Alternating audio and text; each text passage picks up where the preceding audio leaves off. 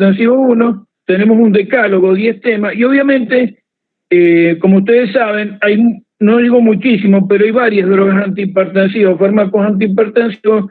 Entonces lo que se impone como el primer tema de antihipertensivos 1 es la clasificación de los fármacos antihipertensivos, que como vamos a ver, se han tenido en cuenta varios criterios: su estructura química, su sitio de acción, su mecanismo de acción y los efectos farmacológicos. Una vez que ya los tenemos clasificados, vamos a empezar, como dijimos, los diuréticos, que serían el primer grupo. Como vamos a ver,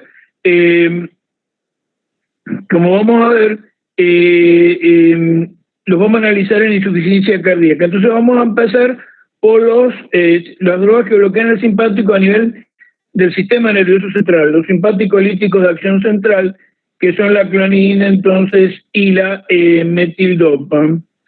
Entonces dejar de ver el anuncio tapa el contenido, bueno, está molestando. A ver, ¿por qué no rezan un poquito? A ver si se va el anuncio comercial, que no estamos para anuncio comercial. Bueno.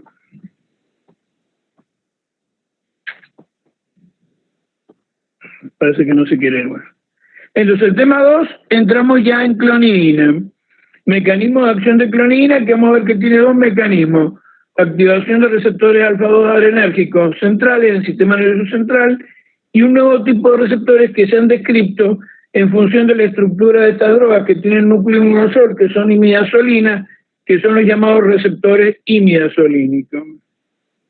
Luego es el mecanismo de acción, como ustedes saben, es la farmacodinamia. Entonces luego entramos entonces en la farmacocinética. Entonces el tema 3 es farmacocinética, efectos adversos, indicaciones y contraindicaciones de clonidina. Y el tema 4, llaman, para ir cerrando la parte de clonidina, corresponde a las precauciones para la administración de clonidina, evitar el fenómeno rebote. Cuando se retira la droga, se retira bruscamente, que está relacionado con el síndrome de abstinencia del uso de esta droga de la clonidina, que puede dar crisis hipertensiva muy severa. Luego entramos en el tema 5, cuando entramos entonces en metildopa, alfa-metildopa, indicaciones de efectos adversos y contraindicaciones de alfa-metildopa, o precauciones para su administración. Y luego están el tema 8, 9 y 10, que si quieren anótenlo, lo vamos a ver después en terapéutica de la enfermedad coronaria, que son el tema 8, clasificación de bloqueantes beta-adrenérgicos, el tema 9, farmacocinética de los bloqueantes beta-adrenérgicos, y el tema 10, indicaciones y contraindicaciones de bloqueantes beta-adrenérgicos. Esto lo dejamos en suspenso hasta que veamos entonces el estudio del tratamiento de la enfermedad coronaria. Entonces vamos a empezar con el tema entonces 1, que es la clasificación de las drogas antihipertensivas. Esto lo pueden encontrar en cualquiera de los textos, en Gullman y Gilman, es fácil. Clasificación de las drogas antihipertensivas por su sitio primario o mecanismo de acción. ¿Todos están viendo el esquemita acá, el documento? ¿Todos lo ven? ¿Se ven en su pantalla? Sí, doctor. Bueno, ustedes saben de que básicamente, si consideramos en un paciente hipertenso cuáles son los órganos, aparatos o sistemas que controlan la presión arterial, son básicamente 4. Ustedes lo saben bien de fisiopatología, que son el riñón, a través de la reabsorción de agua y sodio, el simpático, cuya descarga por distintos mecanismos hace que suba la presión arterial, el sistema renina-angiotensina, que es sinérgico con el sistema nervioso simpático, entonces simpático, sistema renina-angiotensina, que son los dos hipertensores, y la acción de los vasos sanguíneos, que al vasodilatarse hacen que baje la presión, y con la vasoconstricción el aumento de la resistencia periférica total y el aumento de la presión arterial. Entonces eso hace que una clasificación muy simple, teniendo en cuenta estas 4 estructuras o sectores del organismo, es que los antihipertensivos se clasifican en los que actúan sobre el riñón y estimulan la diuresis, que son los diuréticos, las drogas que actúan sobre el simpático, deprimiendo su descarga y bajando la presión arterial, que son los antagonistas adrenérgicos o drogas simpático-líticas, las drogas que actúan sobre los vasos sanguíneos, obviamente no generando vasoconstricción, sino vasodilatación, que son los vasodilatadores, los fármacos vasodilatadores para tratar la hipertensión arterial, y aquellos que han demostrado ser los más útiles, los más prácticos y los más recetados, que todos los médicos, sean cardiólogos o no, lo usan en mayor o menor medida, que se han impuesto, que son los famosos inhibidores de la enzima de conversión de angiotensina, con dos drogas patrón, como ven ustedes, que son el captopril y el enalapril. Hoy en día el enalapril lo ha reemplazado prácticamente al captopril. ¿Y cuál es una de las grandes ventajas de estos inhibidores de enzima de conversión?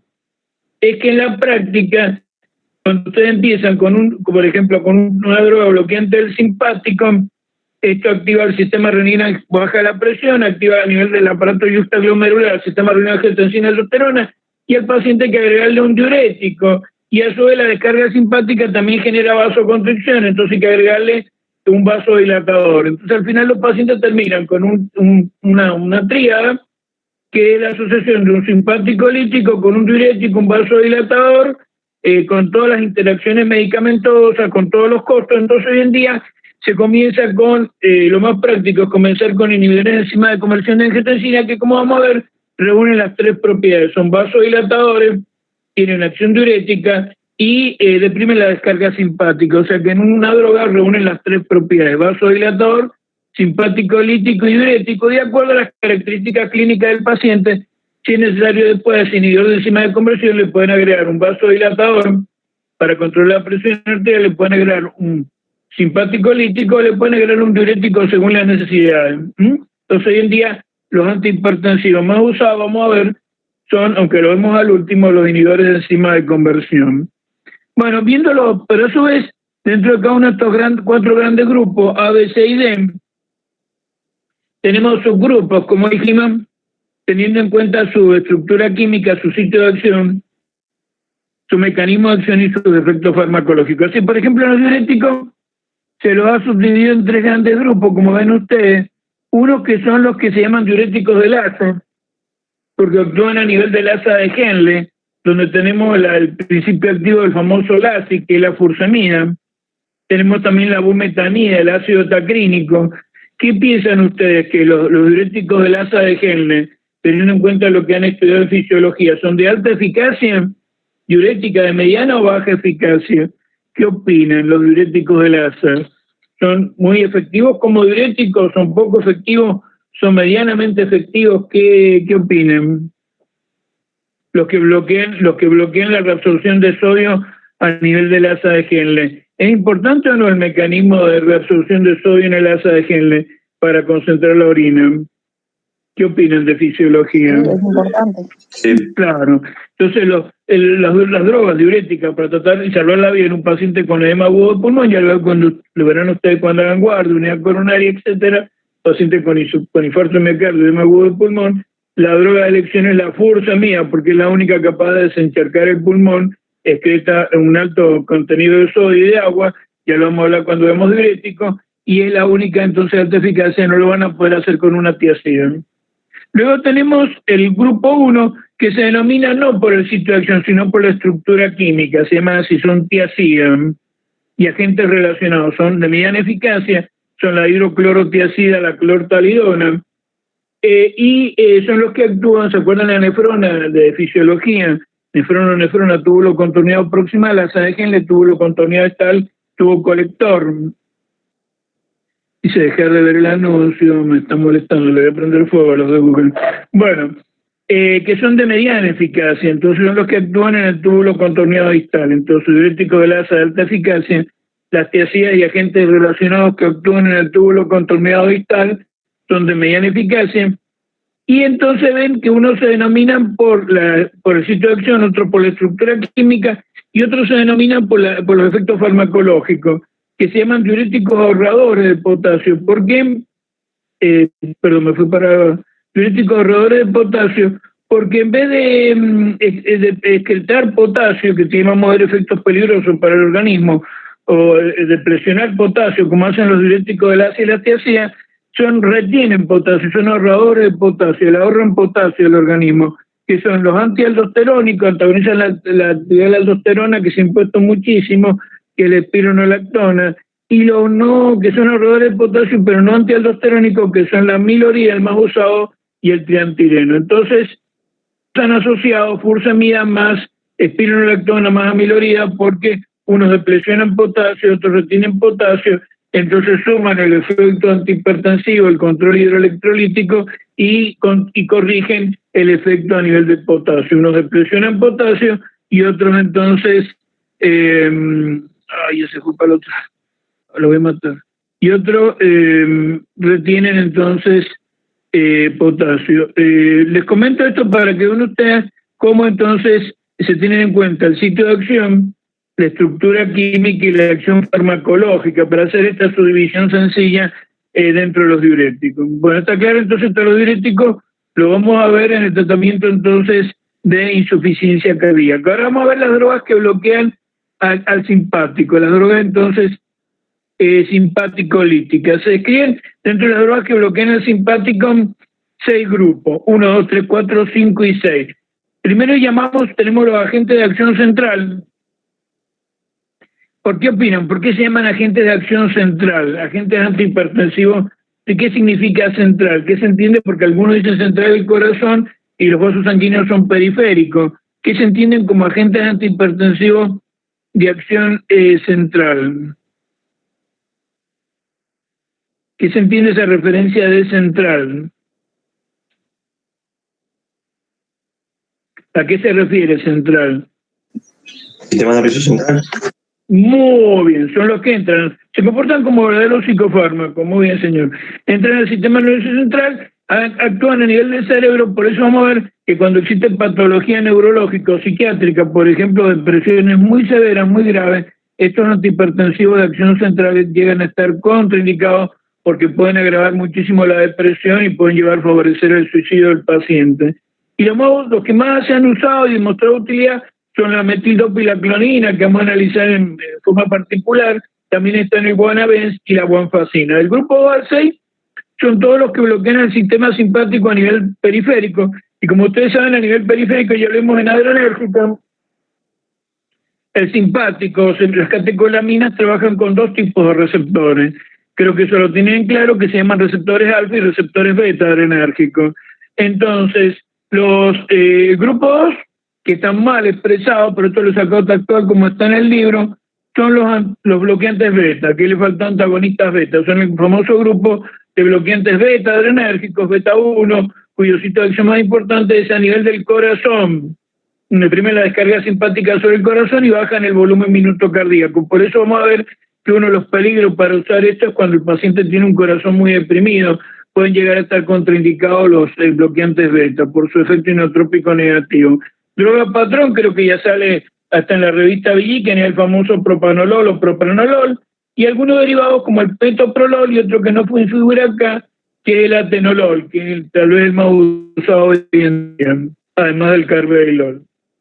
El grupo 3, que en vez de actuar sobre los receptores beta, actúa sobre los receptores alfa, que son los famosos entonces antagonistas alfa adrenérgicos, donde tenemos como droga patrón, y el cambio, como ustedes saben, los receptores alfa están en los vasos sanguíneos, son de acción vascular, no cardíaca, de acción eminentemente vascular, y ahí tenemos el prazosine como droga patrón, y también tenemos la fenoxibenzamina y la fentolamina, que han demostrado ser muy útil en cierta forma de hipertensión arterial muy severa, como es entonces la no quiere salirse, voy a ir a buscar al dueño de Google y le voy a prender fuego, que son los antagonistas alfa-adrenérgicos. Entonces la fenoxibenzamina y la fentolamina, la hipertensión útil, vamos a repasar la hipertensión arterial de los tumores secretores de catecolamina, que son el feocromocitoma.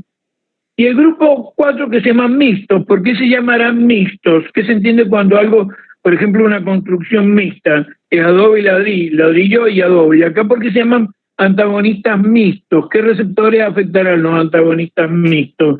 ¿Por qué se llaman mixtos? A ver qué opinan. ¿Porque afecta alfa y beta? Muy bien. Son los famosos bloqueantes beta-alfa, donde tenemos como droga el patrón es la betalol, pero vamos a ver que la que más se impuesta hoy en día que es el carvedilol. Y por esa acción de aerómodo entre los beta-bloqueantes son los beta-bloqueantes con acción vasodilatadora. Y después tenemos unos que se usan muy poco, prácticamente hoy en día han pasado a la historia, que son los agentes bloqueadores que pueden bloquear tanto a nivel de las terminaciones postganglionares o a nivel de las terminaciones preganglionares, a nivel ganglionar. Entonces el grupo 5 son los que bloquean a nivel de las terminaciones postganglionares del simpático, frenan la liberación de noradrenalina y buscan en el libro por diversos mecanismos, y ahí tenemos entonces, se llama agentes bloqueadores adrenérgicos, tenemos la guanetina, el guanadrel, la reserpina. La reserpina, que viene una planta que es la Rauwolfia serpentina, y que en nuestro país hay plantas de Rauwolfia, bueno, ha habido también ha existido producción, han pasado un poco a la historia de la reserpina porque la acción no solo la ejerce el sistema nervioso central, y han habido depresiones muy severas con suicidio por la depresión severísima de catecolamina, especialmente a nivel central, que en los pacientes depresivos graves lleva al suicidio. Hoy en día se usa poco la reserpina, prácticamente ya quedó en el olvido. Y después está el sexto grupo, cuya acción bloqueadora adrenérgica no es a nivel postganglionar, sino a nivel, digamos, preganglionar, a nivel de los ganglios, que por lo tanto se llaman agentes bloqueadores ganglionares, donde tenemos entonces, como ven acá, el trimetafán y compuestos derivados, pero que han dejado de ser usados porque no son prácticos. Hoy en día lo que más usan a nivel periférico son los bloqueantes beta y alfa. En esta clase nos vamos a tener en los antagonistas alfa adrenérgicos a nivel vascular. Entonces hemos visto diuréticos, hemos visto entonces los simpático-líticos de acción central, metildopaclonina, y de acción periférica los bloqueantes beta, los bloqueantes alfa, y como ustedes dijeron, los mixtos, que son el labetalol y el carvedilol. Y luego tenemos los que actúan.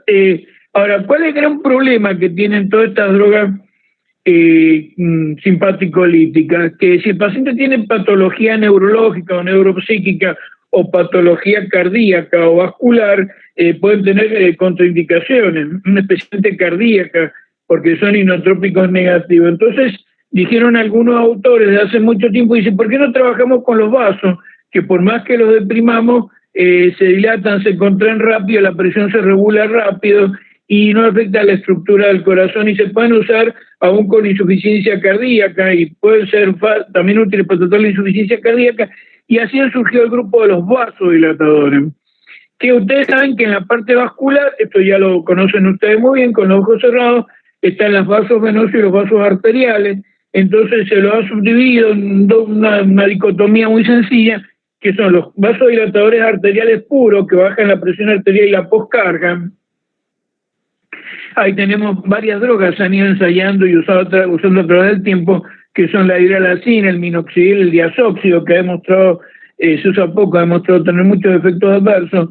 Y los que más se han impuesto, que hoy bien usado, ya lo hemos viendo a través de esta clase de farmacología cardiovascular, son útiles para tratar la hipertensión arterial, la enfermedad coronaria, las arritmias y la insuficiencia cardíaca. Hasta ahí pueden llegar hasta ser útiles para tratar la insuficiencia cardíaca, como la generada por una miocardiopatía hipertrófica, que son los famosos bloqueadores de los canales del calcio. Hoy en día, Boca y River en farmacología cardiovascular, los dos grandes grupos que sirven para tratar prácticamente todas las patologías, son bloqueadores de los receptores beta y bloqueadores de los canales de calcio. Entonces estos son vasodilatadores arteriales. Y luego tenemos los arteriales venosos, donde vamos a analizar en particular el nitroprusiato de sodio, que por lo tanto, si son arteriales venosos, ¿qué van a bajar? ¿La pre, la poscarga o las dos juntas? ¿Qué opinan? Si son vasodilatadores arteriales y venosos. ¿Qué van a bajar estos vasos del nitroprusiato? ¿Qué van a reducir? ¿La pre, la poscarga o las dos? Si es arterial y venoso. Las dos. Muy bien. Entonces el nitroprusiato sirve para dos grandes situaciones de emergencia en la terapia intensiva en la unidad coronaria, que son la emergencia hipertensiva severísima y al bajar la poscarga, y al bajar la pre y poscarga, bajar rápido las cargas del corazón en la insuficiencia cardíaca aguda para tratar el edema agudo del pulmón, especialmente vinculado a crisis hipertensiva. Y luego tenemos, como dijimos, el último grupo, los nunca bien medicados, inhibidores de enzima de conversión de angiotensina, que diríamos que fuera de la urgencia son los más, en la hipertensión arterial crónica, son los más útiles, los más usados, son muy prácticos, reúnen las tres propiedades, se comportan como vasodilatadores, como drogas que deprimen la actividad simpática y como diuréticos. Como ustedes ven, con la sola clasificación ya le sacamos bastante jugo. Vamos a pasar entonces al tema 2, que es clonidina. se eleven clorina y depresores centrales de la función simpática, o sea, entre a nivel del sistema nervioso central, a nivel del cerebro, y deprime la descarga simpática de origen central. Hay algunos autores que han investigado en qué porcentaje se calcula de que el porcentaje es un 80, hasta un 80% a nivel, esto no tengo porque lo voy a preguntar, como detalle anecdotario, la clonidina actúa en un 80% a nivel central y un 20% a nivel periférico. Y a nivel periférico, acuérdense lo que hablamos de simpático, favorece la retroalimentación negativa a nivel de las terminaciones postganglionales simpático, frenando la liberación de noradrenalina. O sea que es complementaria esa acción periférica de la acción central. Bueno, con respecto al mecanismo de acción, que este es el famoso tema, ustedes ven la estructura química de la clonidina, la tienen acá. Ustedes ven que la clonidina tiene un núcleo pentagonal con 2 átomos de nitrógeno, lo que se conoce como núcleo imidazol. Por lo tanto, la clonidina es una imidazolina. Por lo tanto, trabaja con 2 tipos de receptores para bajar la presión arterial. Y a eso lo esbozamos, que son los alfa-2 adrenérgicos, que es lo más conocido, lo más clásico y lo más moderno a través de los llamados receptores imidazolínicos que tenemos a nivel del cerebro. Entonces, ¿qué dice este documento? La clonidina se usa como clorhidrato de clonidina. Desciende la presión arterial mediante estimulación, pero ven que no es mentira, esto no me acuerdo de uno de los textos de farmacología, estimulación de los receptores alfa-2 del sistema nervioso central. Es un concepto interesante. A nivel periférico, los alfa-2 son básicamente presinápticos, en cambio, en periférico, pero en el sistema nervioso central son pre y postsinápticos. Entonces estimulan los receptores alfa-2 postsinápticos en el sistema nervioso central y bajan la presión arterial. Ya vamos a ver por qué mecanismo. Esto es muy interesante, que la clonidina es una prodroga, sino que es droga activa. ¿Esto qué significa? Que ustedes usarían en una emergencia hipertensiva, ¿qué usarían? ¿Una prodroga o una droga activa? ¿Qué les parece? ¿Cuál va a ser más útil para una emergencia hipertensiva? ¿Una droga o una prodroga? Una droga activa. Claro, porque la prodroga, como usted dice muy bien, demora tiempo en convertirse en el metabolito activo, entonces el paciente se muere en ese transcurso. Entonces la clonidina también es una droga útil en las guardias para la emergencia hipertensiva, porque es muy liposoluble, administrada por inyección intramuscular, vamos a ver por viento venosa lenta, pasa rápidamente la barrera hematoencefálica antes de entrar a nivel del cerebro y baja la presión arterial de origen central. Aquí está lo que ya les expliqué, en combinación con un diurético, la clonidina es adecuada para el tratamiento de la hipertensión arterial a largo plazo. ¿Y eso por qué? Porque, como dijimos, cuando el simpático baja la presión, se activa el sistema renina-angiotensina-aldosterona, la absorción de sodio y agua, y por eso la asociación de un diurético mejora la eficacia antihipertensiva. También tiene el problema que ya les expliqué, que lo vamos a analizar en particular, que lo dice acá, se ha descrito un aumento por rebote de la presión arterial tras la supresión rápida del fármaco. En general todo esto dice mucho también en los beta bloqueantes, no hay que suprimirlo rápidamente, no hay que retirar rápidamente porque es como una cuerda mantenida a presión. Ustedes sacan la droga que está bloqueando a los receptores beta o que está deprimiendo el sistema simpático como la clonidina, y ese sistema simpático que está comprimido se libera. Y es lógico, eso produce una crisis hipertensiva o una descarga simpática que puede provocar la muerte del paciente. Por lo tanto, la clonidina y los beta bloqueantes nunca se deben retirar abruptamente, se deben retirando gradualmente para que el organismo se vaya adaptando y no se produzca ese fenómeno de rebote tras la supresión rápida del fármaco. Bueno, para explicar el mecanismo de acción de la clonidina, hay que recordar que el sistema nervioso central funciona como arco reflejo, sencillo o complejo. Ustedes saben que todo arco reflejo tiene un receptor, tiene una vía aferente, tiene un centro integrador, una vía eferente y un efector. Entonces, el arco reflejo para el control de la presión arterial, ustedes lo han estudiado entonces en fisiología, es el arco reflejo como se ve acá, que se origina a partir de los varoreceptores, que la información baja al sistema nervioso central por los nervios glosofaringeo y neumogástrico. Esa información va a un núcleo, que como ustedes ven acá, el famoso NTS, el núcleo del tracto solitario, que es la zona cardiointegradora a nivel del bulbo raquídeo, y esa información, cuando le sube la presión arterial al paciente, distiende los vasoreceptores, así funciona el arco reflejo protector, va por el gloso faríngeo hemogástrico la información, activa el núcleo del tracto solitario y esto pone en marcha, como es lógico de esperar y útil para el organismo, una retroalimentación negativa. Este núcleo del tracto solitario actúa sobre el núcleo de origen del vago, ND, y eso provoca una descarga vagal, una baja de la frecuencia cardíaca y baja el volumen minuto cardíaco y la presión arterial. Pero a su vez también, en este esquema que es FRB, es la formación reticular del lóbulo raquídeo, el origen de la descarga simpática, la activación de este núcleo del tracto solitario inhibe a la formación reticular vulvar, entonces cada vez que le sube la presión o no sube la presión arterial, por este mecanismo del reflejo de los vasoreceptores, se activa el núcleo del tracto solitario y eso activa la descarga vagal, baja el volumen minuto cardíaco, la frecuencia cardíaca y el volumen minuto cardíaco, y esto sin usar la clonidina, por supuesto, y se frena la descarga simpática.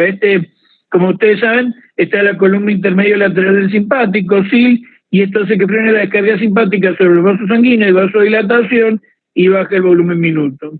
Esto en condiciones fisiológicas, pero obviamente cuando tenemos una crisis hipertensiva muy grave, los mecanismos fisiológicos de defensa son superados por la noxopatología y la presión arterial supera esto, y si no hay un medicamento, la presión golpea el corazón y lo mata al paciente por un infarto o le produce la ruptura de los vasos cerebrales y se muere por una hemorragia cerebral. Entonces la clonidina, el clorhidrato de clonidina, ¿qué hace? Activa los receptores alfa-2 del sistema nervioso central. ¿En cuál de estas estructuras que hablamos les parece a ustedes que hay mucha riqueza de receptores alfa-adrenérgicos? En los vasoreceptores, en el núcleo del tracto solitario, en los núcleos de origen del vago, en la formación reticular vulvar o en la columna intermedia lateral. Yo creo que la respuesta es fácil, ¿no? ¿Dónde les parece a ustedes que hay mayor riqueza de receptores alfa-2 adrenérgicos? ¿Cuál es el gran centro integrador de este arco reflejo? ¿Cuál dijimos que es el centro coordinador, el centro integrador? A donde viaja el estímulo e información de los vasoreceptores. ¿Cuál es el centro integrador del arco reflejo de los vasoreceptores? Según este esquema que están viendo, ¿cuál es el centro integrador? Que provoca la descarga vagal y que se frene la descarga simpática. ¿Cuál es el centro que explicamos que integra este arco reflejo? ¿Están viendo el esquema? Hola, ¿están ahí? Sí, profe. ¿Y cuál es el centro integrador? Y yo les expliqué. Y se va a los vasoreceptores, viaja la vía aferente glosofaríngeo neumogástrico. ¿Y a dónde viaja esa información acá? Que yo les expliqué. ¿Cómo se llama este núcleo? NTS. Del tracto solitario. Ahí está la riqueza, la densidad, alta densidad de receptores alfa-2. Ahí donde va cuando ustedes le dan la clonina, puede ser también por vía oral o en la emergencia por vía inyectable, pasa la barrera hematoencefálica, va a ese núcleo del tracto solitario y ahí lo activa. Entonces el núcleo del tracto solitario activado por la clonina aumenta la descarga vagal, frena la descarga simpática y baja la presión. Por eso la clonina es un agonista alfa-2 de acción central, porque activa los receptores alfa-2 a nivel del sistema nervioso central en el núcleo entonces del tracto solitario. Ahora fíjense que este mecanismo es más complejo y existen una cantidad de estructuras que están por arriba del núcleo del tracto solitario, el de protuberancia, pedúnculos cerebrales, hipotálamo, sistema límbico y corteza cerebral, que hacen el control de la presión arterial. Por eso, bueno, es muy famoso el tema de las emociones violentas, ¿no es cierto?, que hacen las crisis hipertensivas y las muertes súbitas, que por todos conocido. Bueno, entonces se entendió que es un agonista alfa-2 central que activa ese mecanismo reflejo de los vasoreceptores que actúa sobre el núcleo del tracto solitario. Bueno, pero dijimos que además se ha visto que la clonidina, hoy en día hay un derivado que se llama rilmenidina o panaminoclonidina, que es un derivado más específico, más imidazolínico, actúan sobre este receptor que se ha descubierto últimamente, que es el receptor imidazolínico. ¿Qué nos dice este documento? Que la clonidina y la metildopa se consideran como agentes antihipertensivos de acción central de primera generación. dice que el efecto antihipertensivo y sedante producido por esta droga ha sido tradicionalmente relacionado con la activación de los receptores alfa-2, yo se lo expliqué.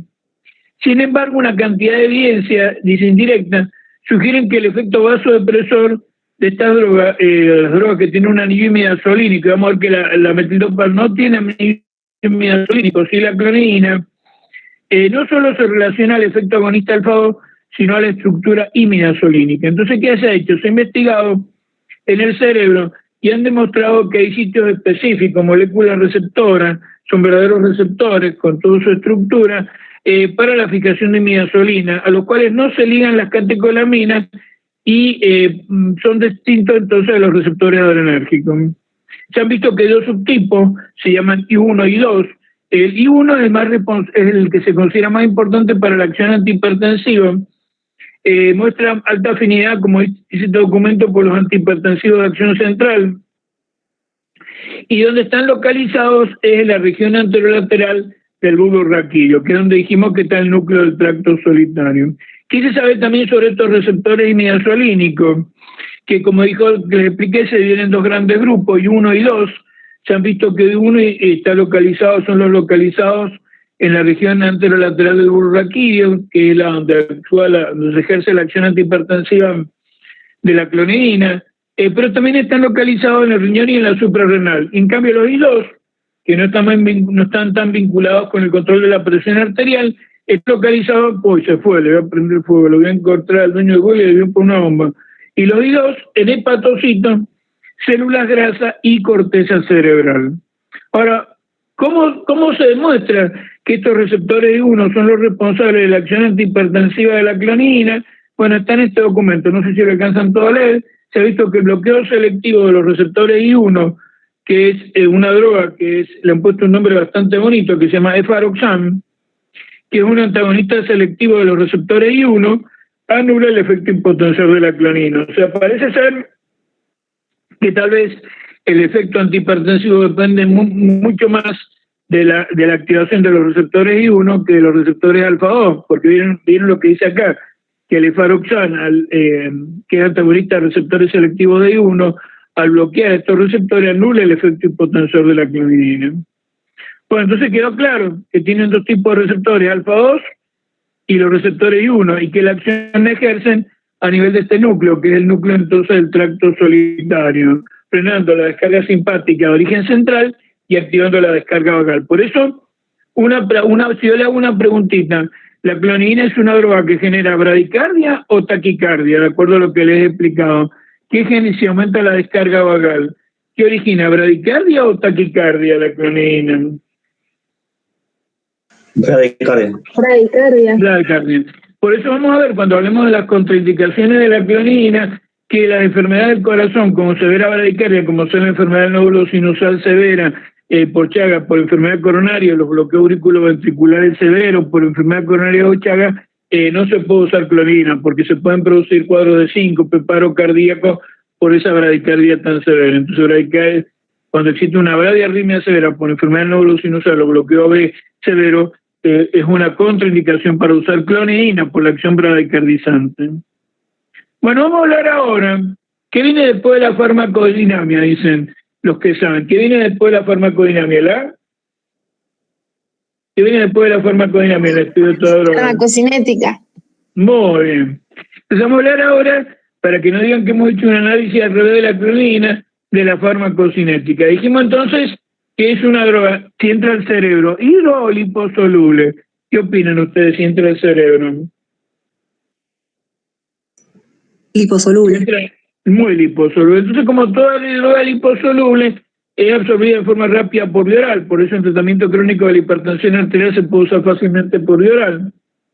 Con un efecto de primer pasada por el hígado que toma algo de la droga, entonces una vía de disponibilidad que no llega al 100%, 75%, con un pico plasmático entre 1 a 3 horas, con rápida aparición del efecto hipotensor, y ahí lo dicen, miren, lo dicen en el documento, una vía media de 8 a 12 horas, es muy liposoluble, llega fácilmente al sistema nervioso central y por lo tanto tiene intenso metabolismo hepático.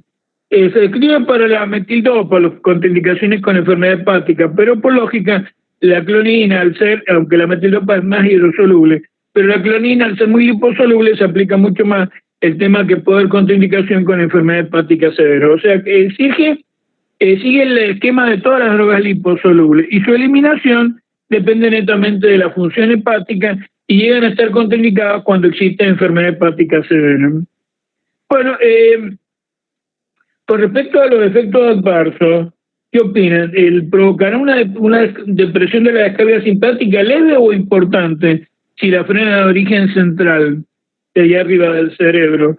La depresión bastante importante. Entonces aparece una gran cantidad de efectos colaterales o efectos adversos por depresión de la descarga simpática.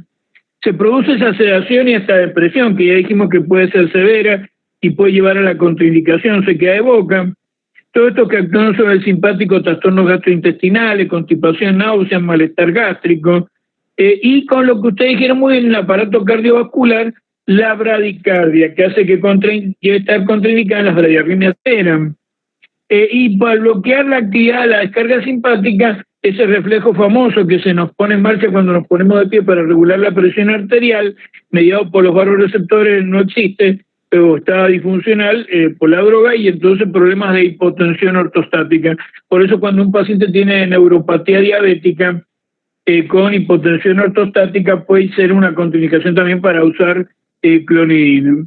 El sistema nervioso central, al deprimir, si bien tiene la acción alfa-2 postsináptica, también puede ser presináptica, deprimir la actividad de catecolaminas, que son las aminas despertadoras. Entonces el paciente tiene sueño fácil, cansancio, depresión. Por lo tanto dijimos que en las depresiones severas llega a estar contraindicada la clonidina. Bueno, al activar el sistema renina-angiotensina-aldosterona, retención de sodio y agua, aumento de peso. Vamos a ver que los problemas de disfunción de prolactina son más fáciles en metildopa de explicar, pero acá también se pueden ver algunos de esos problemas con ginecomastia. Erupciones alérgicas como cualquier droga, y bueno, al deprimir la descarga simpática, por eso los pacientes jóvenes no quieren tomar estos bloqueadores simpáticos de origen central, especialmente impotencia sexual. También retención urinaria y alteraciones del sueño. Bueno, y pasamos ahora al tema 4, para que no digan que no respetamos el orden de los temas, que dice precauciones para la administración de clonina. Ya le expliqué que todos estos que bloquean el simpático, o muchos de ellos, clonidina, beta bloqueantes, si los retiramos bruscamente, se produce como una cuerda que está contenida a presión, se libera una descarga simpática masiva y lo mata al paciente. Entonces hay que evitar esto que se llama síndrome de abstinencia o fenómeno rebote, como ya dijimos. Entonces, ¿qué dice el documento? Que cuando se suprime bruscamente la ingesta de clonina, se producen crisis hipertensivas de rebote con gran signo de actividad simpática, taquicardia, nerviosismo, cefalea, dolor abdominal, náuseas, temblor y sudoración. O sea que si esto llega a un máximo puede costarle la vida al paciente. Aparece 12-24 horas luego de la última ingesta. ¿Y cómo se hacen? ¿Cómo se corrige? Y bueno, como en el tema de las drogas, reinsertando la droga, nuevamente clonina. ¿Cómo se previene? Y bueno, se previene en vez de hacerlo bruscamente, gradualmente, para que se vaya adaptando el sistema nervioso simpático. Se descontinúa la ingesta disminuyendo gradualmente la dosificación, o sea que si un médico tiene hipertensión en tratamiento de droga del simpático, se sabe si lo retira, bueno, lo tiene que aprender porque puede costarle la matrícula, que tiene que retirarlo gradualmente a lo largo de varias semanas hasta una dosis ínfima de 0,05 miligramos por día y pues lo retira totalmente. Nunca abruptamente porque aparece ese fenómeno entonces rebote que le puede costar la vida del paciente. Entonces, si todos más o menos ya tomaron nota de clonidina, vamos a pasarle del otro agonista alfa-2 de acción central, que es la metildopa. ¿Ven toda la fórmula química de la metildopa? Sí, doctor. Muy bien. Y está bonita, miren. Le falta el blanco y le aparece la bandera argentina. Está muy bonita. Fíjense, acuérdense ustedes de bioquímica que la levodopa es un aminoácido. Ustedes ven el grupo carboxilo y el amino. Nada más que han hecho los químicos no han sido tan audaces. A la levodopa le han metido un grupo metilo. Y ven que en la levodopa ya está el núcleo catecol, que caracteriza a las catecolaminas, que es un núcleo bencénico dihidroxilado, dos grupos oxililo en posición 3,4, pero que la levodopa todavía no es una catecolamina porque tiene el grupo amino y el grupo carboxilo. Entonces, ¿qué nos dice este documento sobre el mecanismo de acción de la metildopa? Dice que primero no se sabe bien, hay algunos pasos que por ahí no se conocen, pero lo que se conoce es que actúa sobre los mecanismos adrenérgicos centrales a través de su metabolito alfa-metilnoradrenalina. O sea, ¿qué es lo que dice? Que esta metildopa se mete en la línea de biosíntesis y se transforma en metilnoradrenalina.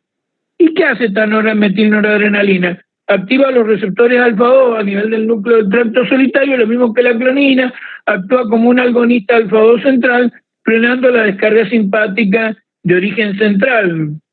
Entonces, ¿ustedes la usarían para una emergencia hipertensiva la metildopa como la clonidina o no? ¿Qué opinan? Si un agonista alfa-2 central termina siendo un agonista alfa-2 central como la clonidina, ¿la usarían o no para una crisis hipertensiva? Sí. ¿Ah? Sí, doctor. Sí, bueno, pero ustedes no me escuchan. No, eso dice el texto, pero este texto lo he tomado yo de un libro que ya tiene sus años. Hoy en día no se acepta la metildopa para el tratamiento de la crisis hipertensiva, solo la clonidina, porque les hice un razonamiento. ¿De acuerdo a esto? ¿La metildopa es una droga o una prodroga? ¿Es un fármaco o un profármaco? ¿Actúa por sí misma o actúa a través de un metabolito, que es la alfa-metilnoradrenalina? ¿Qué me dicen?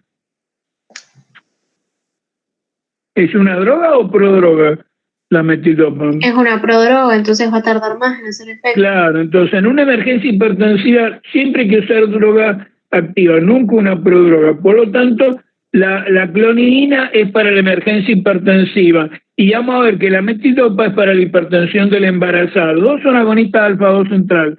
Pero la clonidina, me olvidé de mencionar que una de las contraindicaciones básicamente es la hipertensión del embarazo, porque al ser liposoluble, pero los razonamientos lo llevan de uno al otro. La clonina, al ser liposoluble, pasa a la placenta y está contraindicada en la hipertensión arterial de la embarazada. En cambio, la metildopa, como es hidrosoluble, muy hidrosoluble, pasa mínimo, no pasa a la placenta, y entonces es droga de elección para la hipertensión arterial de la embarazada. Y en cambio está contraindicada en la crisis hipertensiva, da vuelta a la clonidina, da vuelta a la clonidina, porque es una prodroga. ¿Está claro? Entonces, clonidina en la emergencia hipertensiva, pero no en el embarazo, y metildopa sí en el embarazo, pero no en la emergencia hipertensiva porque es una prodroga. Hay que dar la vuelta, nada más. Bueno, este es lo que dice acá el texto de la urgencia hipertensiva, ya pasó a la historia. Además, hoy en día no hay forma farmacéutica para usar inyectable, básicamente hay por vía oral. Bueno, para comprender un poquito más el mecanismo de acción, hay que recordar, esto lo saqué del Gannon, del libro de fisiología, cómo es la biosíntesis de las catecolaminas. Ustedes lo recuerdan bien, pero lo vamos a repasar con este esquemita. Ustedes saben que en la terminal nerviosa noradrenérgica, ya sea a nivel central o a nivel periférico, todo se origina, dice fenilalanina, pero básicamente a partir del aminoácido tirosina, que tiene grupo carboxilo, amino, es un aminoácido, y por una enzima que ustedes conocen, que se llama tirosina hidroxilasa, se forma la dopa o dihidroxifenilalanina, que como dijimos, si bien tiene un núcleo catecol dihidroxilado en posición 3,4, sigue siendo un aminoácido, tiene grupo carboxilo y amino. Luego esa dopa, por acción de la dopa descarboxilasa, pierde el grupo carboxilo y ya aparece la primer catecolamina endógena o natural, que es la dihidroxifeniletilamina, más conocida como mundialmente conocida como dopamina. Ven, tiene el núcleo catecol y el grupo amino. Luego esa dopamina ingresa a la vesícula sináptica en la terminal noradrenérgica, que es la famosa vesícula granulosa, y ahí por la dopamina beta hidroxilasa se forma entonces le agrega un grupo oxidrilo que le da el potente efecto alfa, ya lo vimos en simpático, y surge la noradrenalina. Entonces, y posteriormente en la médula suprarrenal, la noradrenalina, por una transferasa del grupo metilo, la feniletanolamina, N-metiltransferasa, eso también lo conocen bien ustedes, el grupo metilo, la SAMe, la sulfadenosilmetionina, se transforma en adrenalina. Pero lo que nos interesa es recordar dónde ingresa a este ciclo, esta biosíntesis de catecolamina. La levodopa ingresa a nivel de la dopa, por similitud de estructura química. Esto es tomada por la dopa descarboxilasa y la transforma en metildopamina, y luego esa metildopamina por la dopamina beta-hidroxilasa es metilnoradrenalina. Entonces esa metilnoradrenalina, como dijimos ustedes, trabaja como un falso neurotransmisor, activa los receptores alfa-2 y baja la presión de origen central. Pero se ha visto que este mecanismo está en estudio y no es tan sencillo. Parece que también otra parte del mecanismo es que al interaccionar con la, digamos, cambiarle el sustrato a la dopa descarboxilasa, en vez de ser levodopa, ser metildopa, se inhibe la dopa descarboxilasa y entonces lo que provoca es caída de los niveles de dopamina y noradrenalina. Entonces al haber menos noradrenalina también baja la presión arterial. Pero esto nos ayuda a recordar de que los efectos colaterales que puede provocar la metildopa. ¿Se acuerdan ustedes? Por ahí hemos hablado en adrenérgico, que hemos hablado por ahí que la dopamina tiene 3 acciones, y 2 acciones básicas son el mediador químico, el sistema nervioso central, el mediador químico de la vía nigrostriado, y es el inhibidor de la secreción de prolactina. Entonces, ¿qué efectos colaterales puede tener la metildopa si baja los niveles de dopamina en el sistema nervioso central? Se inhibe la dopa descarboxilasa y baja los niveles de dopamina. ¿Qué efectos colaterales puede generar la metildopa al bajar los niveles de dopamina en el sistema nervioso central? Eso lo sacan fácil. ¿Qué efectos colaterales puede generar si baja los niveles de dopamina? Alquinemia y algún cuadro de Parkinson. Muy bien, parkinsonismo, dicen los libros, porque me fui a machetear para algún perfeccionista, o Parkinson y hiperprolactinemia. Vamos a ver que una de las precauciones para usar esta droga es ver si el paciente no tiene problemas de hiperprolactinemia, problemas de Parkinson, porque puede llegar a ser una contraindicación para su uso. Entonces, acuérdense de ese mecanismo de acción. Mecanismo de acción, entonces, el falso neurotransmisor, que es la metilnoradrenalina, y que compromete los niveles de dopamina, entonces a nivel de los efectos adversos que puede generar hiperprolactinemia y parkinsonismo. Bueno, entonces ya hemos terminado con el tema 5, mecanismo de acción de alfa-metildopa. Otra cosita, me olvidé decir, gracias que me han hecho acordar. Dijimos que entonces la metildopa es una prodroga que actúa a través de la metilnoradrenalina y que por lo tanto no sirve para las emergencias hipertensivas. Sí sirve para la hipertensión de la embarazada, ya lo vamos a retomar. En cambio la clonidina sirve para la emergencia hipertensiva y no está contraindicada en la embarazada por su liposolubilidad y pasa a la placenta. Ahora, otra pregunta que siempre uno hace: cuando un paciente llega con una crisis hipertensiva, volviendo sobre clonidina, que me faltó comentar un aspecto importante, si el paciente llega a la guardia con una crisis hipertensiva muy severa, ¿es correcto dar la clonidina por vía endovenosa rápida o no? ¿Es correcto dar la clonidina por vía endovenosa rápida o puede provocar algún perjuicio para el paciente? A ver, ¿quién quiere responder la pregunta?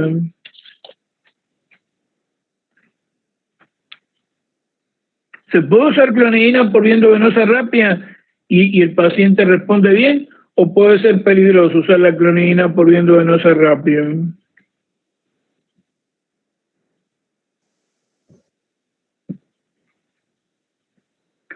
¿Qué opinan? ¿Se puede usar por vía endovenosa rápida la clonidina?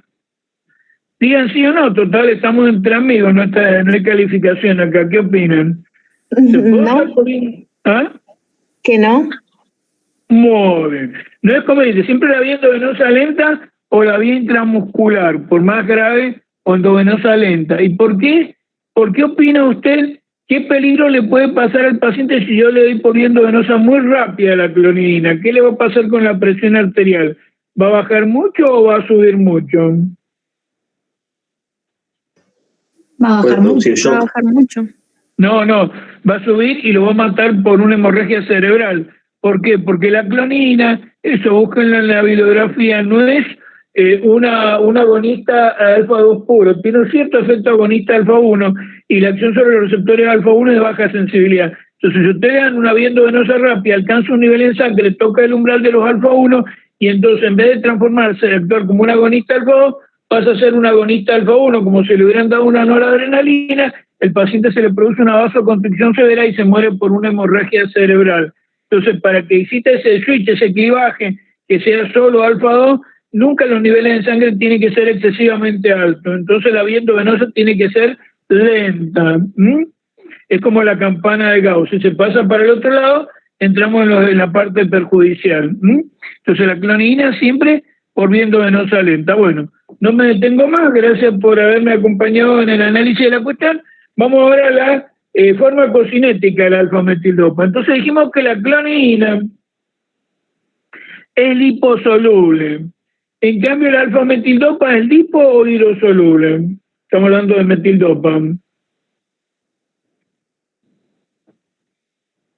En general, cualquier sustancia que deriva de un aminoácido es hidro o liposoluble. Una sustancia que deriva de aminoácidos.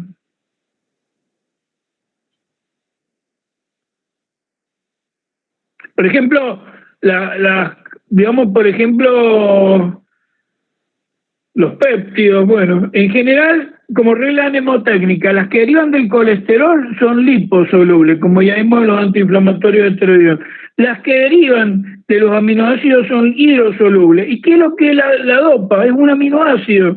Entonces, la metildopa sigue siendo una droga netamente hidrosoluble. Entonces, la farmacocinética es una droga hidrosoluble. Por eso se puede usar durante el embarazo, porque no pasa a la placenta, pasa mínima, y entonces no tiene riesgo para el feto, para el producto de la concepción. Entonces, recuerden, la metildopa es hidrosoluble. Por lo tanto, la absorción, como ven acá en este documento, por vía oral es irregular. Tiene una biodisponibilidad baja, por vía oral entre un 25-50%, eliminándose el resto cosmológico por materia fecal.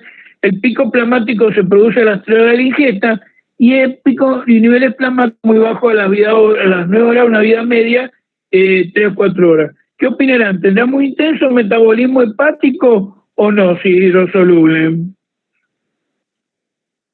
¿Tendrá mucho metabolismo hepático si es hidrosoluble? ¿Entrará mucho al hígado? ¿Se escuchó la pregunta? ¿Entrará por difusión simple al hígado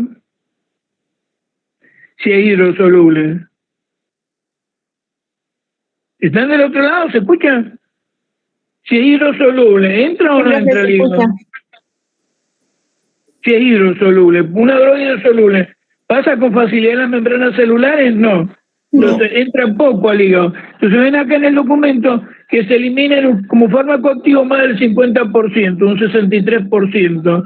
O también como subconjugado por excreción por la orina. Por lo tanto, esta droga hidrosoluble hay que tener mucho cuidado en los pacientes con insuficiencia renal. Los liposolubles con la insuficiencia hepática y los hidrosolubles con la insuficiencia renal. Bueno, eso ya lo explicamos.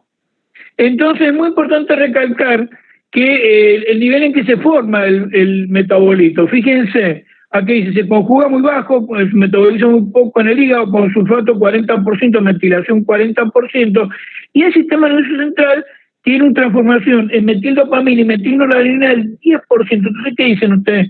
¿Tiene una alta o baja biodisponibilidad la metildopamina? Si solo se transforma en un 10% en metilnoradrenalina, ¿la mayor parte se pierde o la mayor parte baja la presión arterial?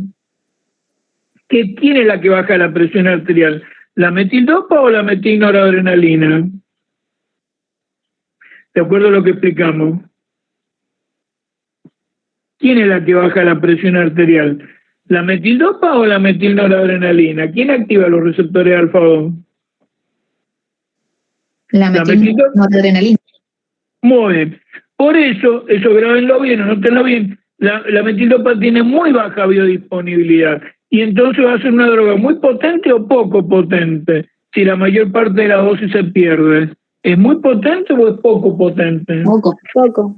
Por eso vamos a ver que en relación a un enalapril, que son 10 miligramos por día, la metildopa necesita 1 gramo, 2 gramos por día. Por lo tanto, salvo la hipertensión de la embarazada, fuera del embarazo, para todos los que hacemos la parte clínica cardiológica, no somos mujeres embarazadas, nunca vemos metildopa. La metildopa es para los servicios de obstetricia, que son las hipertensas embarazadas, por el tema de que no pasa la placenta, porque si no, perfectamente puede ser reemplazado por otros antihipertensivos que son mucho más potentes, tienen muy poca biodisponibilidad y muy poca potencia por ese bajo porcentaje, solamente el 10% que se transforma en alfa-metil noradrenalina. Bueno, entonces, ese ya lo dijimos, no lo dijimos, bueno, lo hablamos acá, la droga intacta en su mayor parte, los metabolitos, ya lo dijimos, o lo analizamos, secretan por la orina, la eliminación es rápida, casi completa de 36 horas. Ahora, dice que la duración de la acción antihipertensiva es más prolongada que su presencia en plasma, claro, por actuar. ¿Los metabolitos cuáles son los metabolitos? Y los metabolitos son como el alfa-metilnoradrenalina, por supuesto. Bueno, hablamos entonces ahora, para ya ir cerrando metildopa, para que no se haga tediosa y tan larga, de lo que es los efectos adversos, indicaciones y contraindicaciones. Empezamos por las indicaciones. Dice que se indica en la hipertensión arterial leve moderada, ¿ven? No en el cuadro severo de la crisis hipertensiva. En los pacientes con compromiso de la función renal, no la altera. Pero ¿cuál es la indicación? Siempre, de todo hay que recordar la más importante. ¿Cuál es la indicación más importante? Es la droga, no la droga de elección en el tratamiento de la hipertensión arterial de la embarazada. Se puede usar desde el primer trimestre. Las que se usan en el primer trimestre con el riesgo de provocar aborto. Ese peligro no existe con metildopa por el hecho de que al ser hidrosoluble el pasaje por la placenta no es significativo. Entonces la droga de elección en la hipertensión arterial en la embarazada. Bueno, que tiene la dosificación, lo que le expliqué, la dosis de mantenimiento está de 500, 1500 miligramos, 2 gramos, fíjense, estamos hablando de 1,5 gramos, 2 gramos, una droga de y además 2 o 3 veces por día. Por ejemplo, una alodectina, que vamos a hablar dentro de los antagonistas cálcicos, con 5 o 10 miligramos una vez por día, se controla la presión arterial, muy buena cobertura 24 horas, muy buena potencia. En cambio la metildopa no tiene buena cobertura 24 horas, tiene muy baja potencia y por lo tanto se reserva para esa situación particular que es la hipertensión arterial en embarazada. Bueno, como todos los simpatolíticos, su uso conjunto con diurético potencia su acción antihipertensiva. Bueno, con respecto a los efectos colaterales, ya que hemos hablado, pero lo vamos a repasar,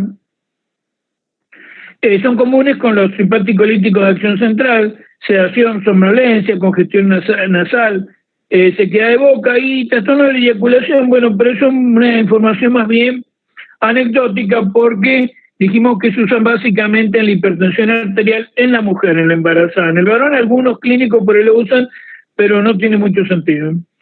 Y como dijimos, al bajar los niveles de dopamina, puede provocar galactorrea en mujeres no puérperas, ginecomastia masculina, y también algo que no pone acá, pero está descrito en los textos, el cuadro que ustedes dijeron muy bien, de Parkinson o parkinsonismo. Y otro problema que tiene, que puede generar problemas de anemia hemolítica, con test de CUM positivo. Y también, aunque entra poco al hígado, puede tener un cierto nivel de hepatotoxicidad. Se ha visto elevación de enzimas hepáticas, por eso una contraindicación es la enfermedad hepática importante.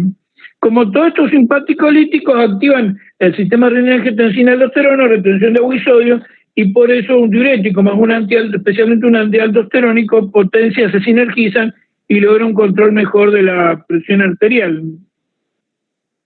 Bueno, y acá está lo que yo les dije. Este es un libro de hipertensión y embarazo, la droga estrella en hipertensión y embarazo, digamos, la que tiene el banderín del escuadrón, la que es la más importante, es alfa-metildopa. Miren estos 5 puntos. En hipertensión y embarazo la droga, lo ven todos, droga de primera elección, determina menor incidencia de abortos en el segundo trimestre, se puede administrar, como no pasa a la placenta, tampoco pasa a la barrera de la glándula mamaria, entonces se puede administrar en la lactancia, no tiene efecto adverso demostrado en los niños, y la dosis está dentro de lo que les comenté, 0,5 a 2 gramos por día. Otra contraindicación que es importante recordar con la metildopa, o para recordar la contraindicación de la metildopa, es lo que yo les expliqué de cuál es su mecanismo íntimo de acción, que se incorpora acá en la biosíntesis de las catecolaminas, como dijimos, tomado por la dopa descarboxilasa, se transforma en metildopamina y se transforma en metilnoradrenalina. Dijimos que lo que se acepta es que al interaccionar con la dopa descarboxilasa también la puede bloquear y bajar el nivel de catecolamina. Pero en algunos casos no se sabe por qué, por efectos paradojales o porque puede actuar como un estimulante de este ciclo de biosíntesis, puede activar las catecolaminas y entonces por eso si lo ven en los textos, otra de las contraindicaciones netas es en los tumores, en la hipertensión arterial de los tumores generados por tumores secretores de catecolaminas, que ustedes saben cómo se llama el cuadro eso de los, cómo se llama esa patología, que son los tumores secretores de catecolaminas con hipertensión arterial. Eso lo tienen que haber visto en fisiopatología. ¿Cómo se llaman esos tumores que son hipersecretantes de catecolaminas, con crisis hipertensivas que pueden ser mortales y que generan un cuadro bastante feo para el organismo? ¿Cómo se llamarán si generan un cuadro bastante feo para el organismo? ¿Me han escuchado hablar de sus tumores secretores de catecolaminas? ¿Me escuchan o no? ¿Están desconectados? Hola, hola. ¿Se escucha? Sí, profe, se escucha perfecto. Los feocromocitomas. Muy bien, muy bien. Entonces, en esos cuadros de hipertensión arterial por feocromocitoma se considera de que la metildopa está contraindicada, porque al insertarse en este ciclo de biosíntesis de catecolamina puede favorecer, desde una menor actividad de catecolamina, puede favorecer en esta patología del feocromocitoma una hiperactividad y producir una descompensación muy grave de los pacientes, entonces en esos casos particulares. Por eso recuérdense también, además de lo que hablábamos del trastorno parkinsoniano y la hiperprolactinemia. Bueno, dijimos que después de metildopiclonina venían los beta bloqueantes, pero los beta bloqueantes los vamos a analizar, es un tema largo y no tiene sentido verlo dos veces porque lo vamos a volver a ver, o lo vamos a analizar con detenimiento en el tratamiento de la enfermedad coronaria en antianginoso. Bueno, vamos a pasar ahora a antihipertensivos 2.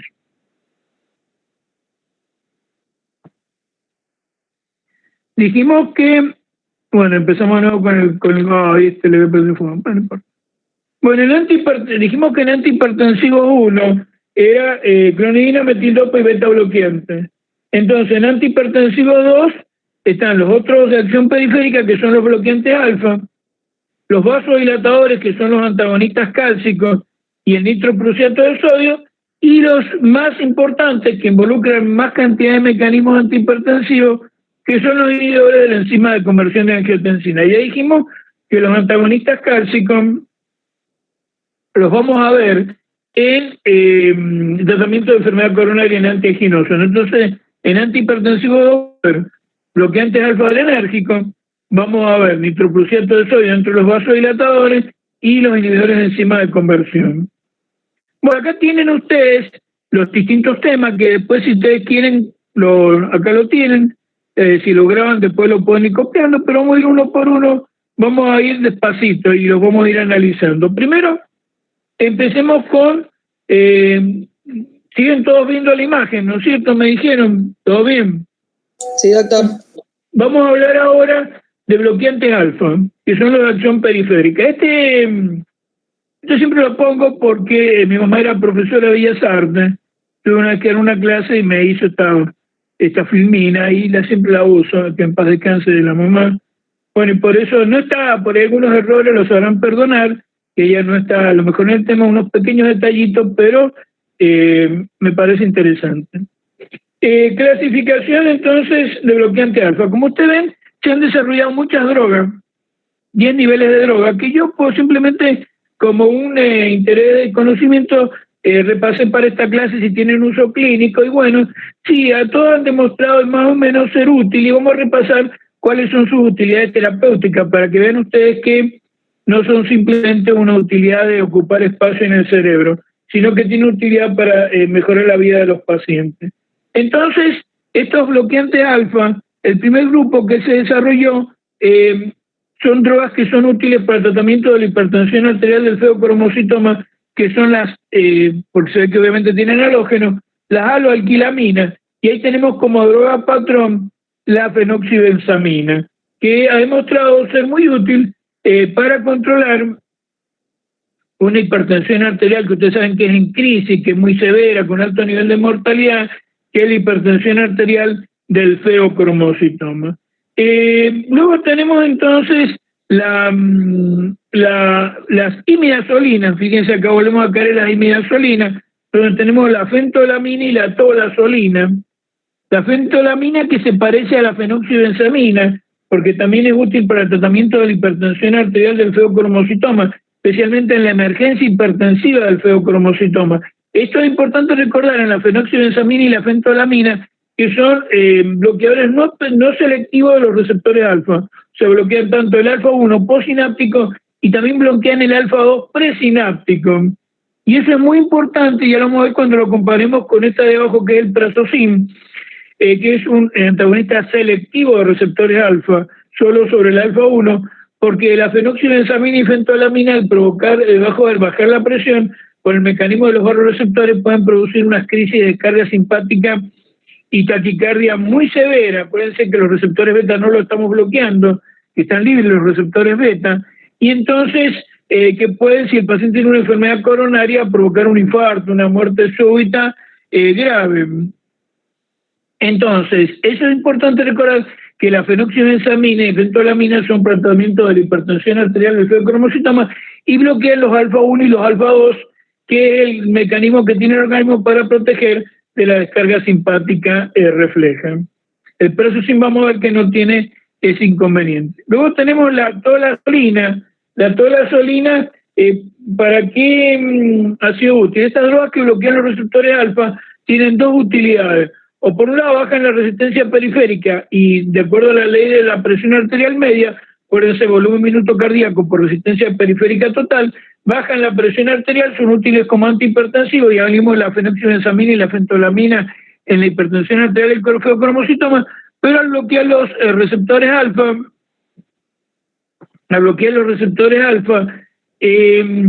también, ¿qué hacen en la microcirculación? La disminuyen o aumentan la microcirculación si tienen una acción vasodilatadora. Si dilatan las arteriolas al bloquear los receptores alfa, ¿qué hacen con la circulación de los tejidos? ¿La aumentan o la disminuyen? ¿Qué opinan ustedes? Si son vasodilatadores. ¿Qué hacen estos bloqueantes alfa? ¿Aumentan o disminuyen la irrigación de los tejidos? Si vasodilatan. Por sentido común. Aumenta. Muy bien. Entonces vamos a ver que hay una enfermedad que se llama enfermedad de Raynaud, que es por vasoespasmo y provoca una isquemia severa de los tejidos que puede provocar la necrosis tisular. Entonces la tolazolina, como un gran grupo de los bloqueantes alfa, es útil para bloquear ese vasoespasmo, esa arteriopatía periférica de la enfermedad de Raynaud, y para eso se ha utilizado la tolazolina. Luego tenemos las que más se usan, sacándose el grupo ese del feocromocitoma, la hipertensión arterial común, las que más se usan son las quinazolinas o aminoquinazolinas. Tienen como droga patrón el prazosina o prazosina, producto comercial más conocido como Minipre, y tienen algunos derivados que son el trimazocin, el terazocin, el doxazocin y el dioxazocin. Entonces, ¿cómo hacemos cuando hay varias drogas? ¿Cómo las subdividimos? Acuérdense que los receptores alfa tienen localización en el aparato, en el aparato de los vasos sanguíneos y en la uretra prostática. Entonces los dividimos en aquellos que son con mayor utilidad en la patología cardiovascular y en aquellos que son con más utilidad en la patología urológica. Por ejemplo, el prazosin ha demostrado ser más útil en el tratamiento de la patología cardiovascular, entonces el tratamiento de la hipertensión arterial. Acuérdense que los receptores alfa están a nivel venoso y arterial, entonces para bajar la pre- y poscarga, y por lo tanto ha demostrado ser útil para bajar la pre- y poscarga y tratamiento de insuficiencia cardíaca, y también al tener acción vasodilatadora periférica en esa famosa enfermedad de Raynaud. En cambio, ese es más vascular. En cambio, el terazocin es urológico, lo usan más los urólogos porque relaja el músculo liso de la uretra prostática en la hipertrofia prostática benigna, entonces en el adenoma de próstata. Y ustedes dirían, ¿y el doxazocin? ¿Qué es lo que es el doxazocin? ¿Dónde me vine? Perdón. Se me vino para abajo la cosa. No me oyen.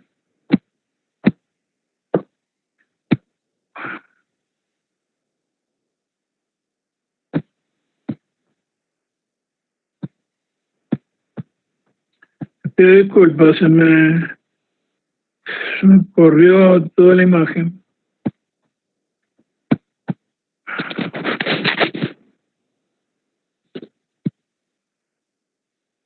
Bueno, volvamos. Acá tenemos entonces hemos dicho entonces que teníamos entonces el prazosín cardiovascular, el terazo los cardiólogos o los urólogos. Acuérdense los agentes dobles. El 2-azocin está bien con los rusos y con los americanos. El 2-azocin sirve para tratar la hipertensión arterial y sirve para tratar la enfermedad urológica, o sea, que puede ser usado por los cardiólogos y los urólogos. Entonces el prazosín es de uso cardiovascular en la hipertensión arterial, en insuficiencia cardíaca y en la enfermedad de Raynaud, el terazocin en la hipertrofia prostática benigna y el doxazocin en la, como dijimos, en los dos, tanto en la parte cardiovascular, patología cardiovascular, como urológica. Y el trimazocin, bueno, como una anécdota, se comporta más como el prazosín en la hipertensión arterial. Luego tenemos los derivados. Ustedes han escuchado hablar del LSD, la dietilamida del ácido lisérgico, que es una droga entonces de adicción. Bueno, entonces son los derivados de los alcaloides del cornezuelo de centeno, droga patrón. Entonces tenemos el ácido lisérgico. Entonces dentro de los derivados del ácido lisérgico tenemos dos drogas con acción bloqueante alfa, con acción vasodilatadora, y que son útiles entonces para controlar la circulación, que son entonces la dihidroergotamina y la ergotoxina. La dihidroergotoxina, ustedes han escuchado hablar de un producto comercial que se llama hidergina, que se usa en la tercera edad para el problema de circulación cerebral. ¿Qué va a pasar con la circulación cerebral si usa un vasodilatador? ¿Va a mejorar o va a disminuir la circulación cerebral con un vasodilatador? ¿Qué opinan? Con un vasodilatador, ¿qué va a pasar con la circulación cerebral? ¿Va a disminuir o va a aumentar? Aumentar. Muy bien. Entonces, con la dihidrotoxina es la droga de elección para el tratamiento de la insuficiencia circulatoria cerebral, la hidergina. Y la dihidroergotamina, que uno diría si aumenta la circulación cerebral, produce hipertensión endocraniana, es muy útil en el cuadro de la migraña, pero por un mecanismo asociado que es activación de receptores serotoninérgicos, que son los 5-HT1D. Luego tenemos la fenotiazina, ahí tenemos la clorpromacina, eso no sé si la han visto, la van a ver en neuroléptico. En realidad el efecto bloqueante alfa es un efecto, una acción farmacológica asociada que explica algunos efectos colaterales de la clorpromacina.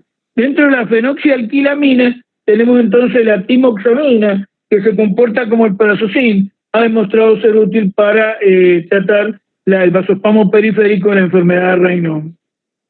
Luego tenemos la dibenzacetina, donde tenemos entonces la azapetina, miren, se lo sacan de la galera los nombres. Esta se comporta igual que la anterior, o sea, en la enfermedad arterial periférica, pero más amplio de las indicaciones, en la enfermedad de Raynaud, en la arteriopatía diabética, en la arteriopatía por aterosclerosis, o en los pacientes con arteriopatía y síntomas propios como es la claudicación intermitente. Dentro de los benzodioxanos tenemos el piperoxano, pero que la acción farmacológica más importante, el piperoxan, es como antihistamínico, se lo usa antihistamínico y en el tratamiento de las alergias. ¿Qué opinan? ¿Los pacientes con alergia están tranquilos o están excitados? ¿Qué opinan? Paciente con una alergia importante. Una alergia severa, ¿es un paciente tranquilo o un paciente que está excitado? ¿Qué opinan? Por sentido común, está excitado. Entonces, ese efecto bloqueante alfa que tienen algunos antihistamínicos, como el piperoxano, le da una acción sedante. Entonces, el paciente se le controla la alergia, lo cesa y el paciente es muy agradecido. Es una acción farmacológica secundaria. Y bueno, y después entre las indolactilaminas tenemos entonces la yoimbina, ya lo vimos en receptores adrenérgicos, que es una mosca blanca, es una excepción. En vez de bloquear los receptores alfa-1, bloquea los receptores alfa-2.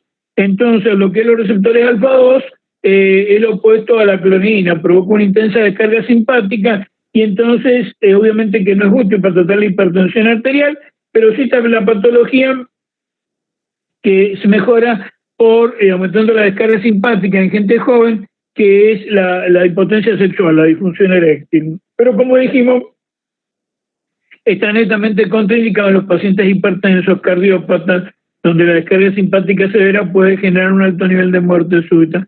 Y por último, lo que se debe llamar moléculas simbióticas, que son las que tienen más de un mecanismo de acción, porque además el bloqueo alfa-1 tiene otro mecanismo. Por ejemplo, la betalol, ya lo explicamos, además de provocar el bloqueo alfa-1, provoca el bloqueo beta, son los beta, junto con el carvedilol, pertenece al grupo de los beta bloqueantes con acción vasodilatadora. Y el urapidil, que produjo un boom, después no se ha mencionado tanto, se lo introdujo para la hipertensión severa. Además del bloqueo alfa-1, tiene una acción central activando ciertos tipos de receptores serotoninérgicos, como se ha visto que es el 5-HT1A, y entonces se comporta al igual como la clonidina, frenando la descarga simpática de origen central. Como ustedes ven, es un grupo de drogas que se las trae, hay una gran variedad de drogas, útiles para hipertensiones leves, moderadas, severas, como la del feocromocitoma, arteriopatías periféricas, etcétera, enfermedad de Raynaud. Vamos a analizar ahora como grupo útil para la hipertensión crónica, que es el grupo de las quinazolinas, y como droga patrón, entonces, el prazosin. Vamos a hablar entonces de la droga patrón, entonces, el prazosin. Vamos a hablar de las propiedades farmacológicas del prazosin, de las aminoquinazolinas lo más rápido posible. Entonces, como dice en este documento, es una aminoquinazolina, y ¿qué importancia tiene su mecanismo de acción? Ya se lo dije, es un bloqueador selectivo de los receptores alfa-1, postsináptico, no produce bloqueo de los presinápticos, entonces no produce taquicardia refleja. Ese receptor alfa, cuando se tiende a liberar una gran descarga de catecolamina sobre el corazón, los receptores alfa-2 lo protegen de una descarga masiva, y entonces no provocan taquicardia refleja, sin el riesgo de descompensar la circulación coronaria, que sí lo tienen este problema los que no bloquean selectivamente los receptores alfa, como dijimos, la fenoxienesamina y la fentolamina. ¿Qué más podemos decir?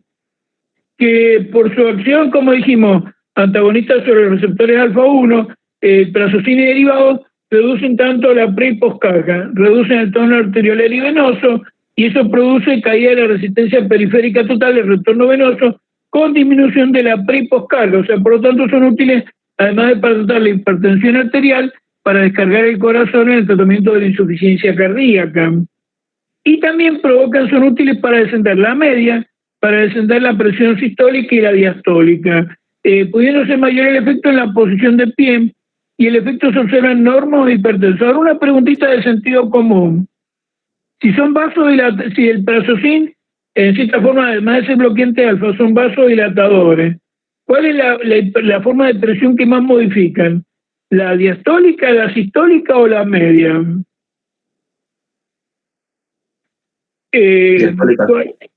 ¿La? No, está bien, no escuché, perdóname, no hay nada en personal. ¿Cuál dijo? Perdón, ¿la sistólica o la diastólica? Diastólica. Muy bien. Entonces, ¿qué hace? Es como cuando tiembla, no baja en el piso, ¿eh? Baja el piso, afloja el edificio, cae la diastólica, como la sistólica se apoya en la diastólica, cae la sistólica, y bueno, y como baja entonces la resistencia periférica total, baja también la presión arterial media. Muy buena observación. Bueno, estos se comportan como la clonina, son bastante liposolubles, prazosin y emparentados, se absorben muy bien, pero tienen un gran efecto de primer pasaje por el hígado, por lo tanto, tienen una biodisponibilidad del 45 al 70%, hay que tener cuidado con la función hepática. Tienen diferencias en su vida media, fíjense que el prazosin tiene una vida media hepática de 3 o 4 horas, en cambio los nuevos, como es lógico de esperar, tienen una mejor cobertura de 24 horas, 9-12 horas. Algunos de estos vamos a ver que son una vez por día. Bueno, ya dijimos, granulosa proteínas plasmáticas, son liposolubles, metabolización en el hígado y excreción por el riñón en forma inactiva, porque son muy liposolubles. Cuidado con la función hepática. ¿Qué efecto adverso importante y particular a recordar? Tienen estos bloqueantes alfa, prazosin y derivados, lo que se llama el efecto de la primera dosis. ¿Qué significa? que cuando el paciente toma la primera dosis, el paciente tiene hipotensión ortostática, se pone de pie, se le cae la presión y entonces tiene mareo, palpitaciones y pueden tener desmayo originado por una vasodilatación arteriolar y venosa.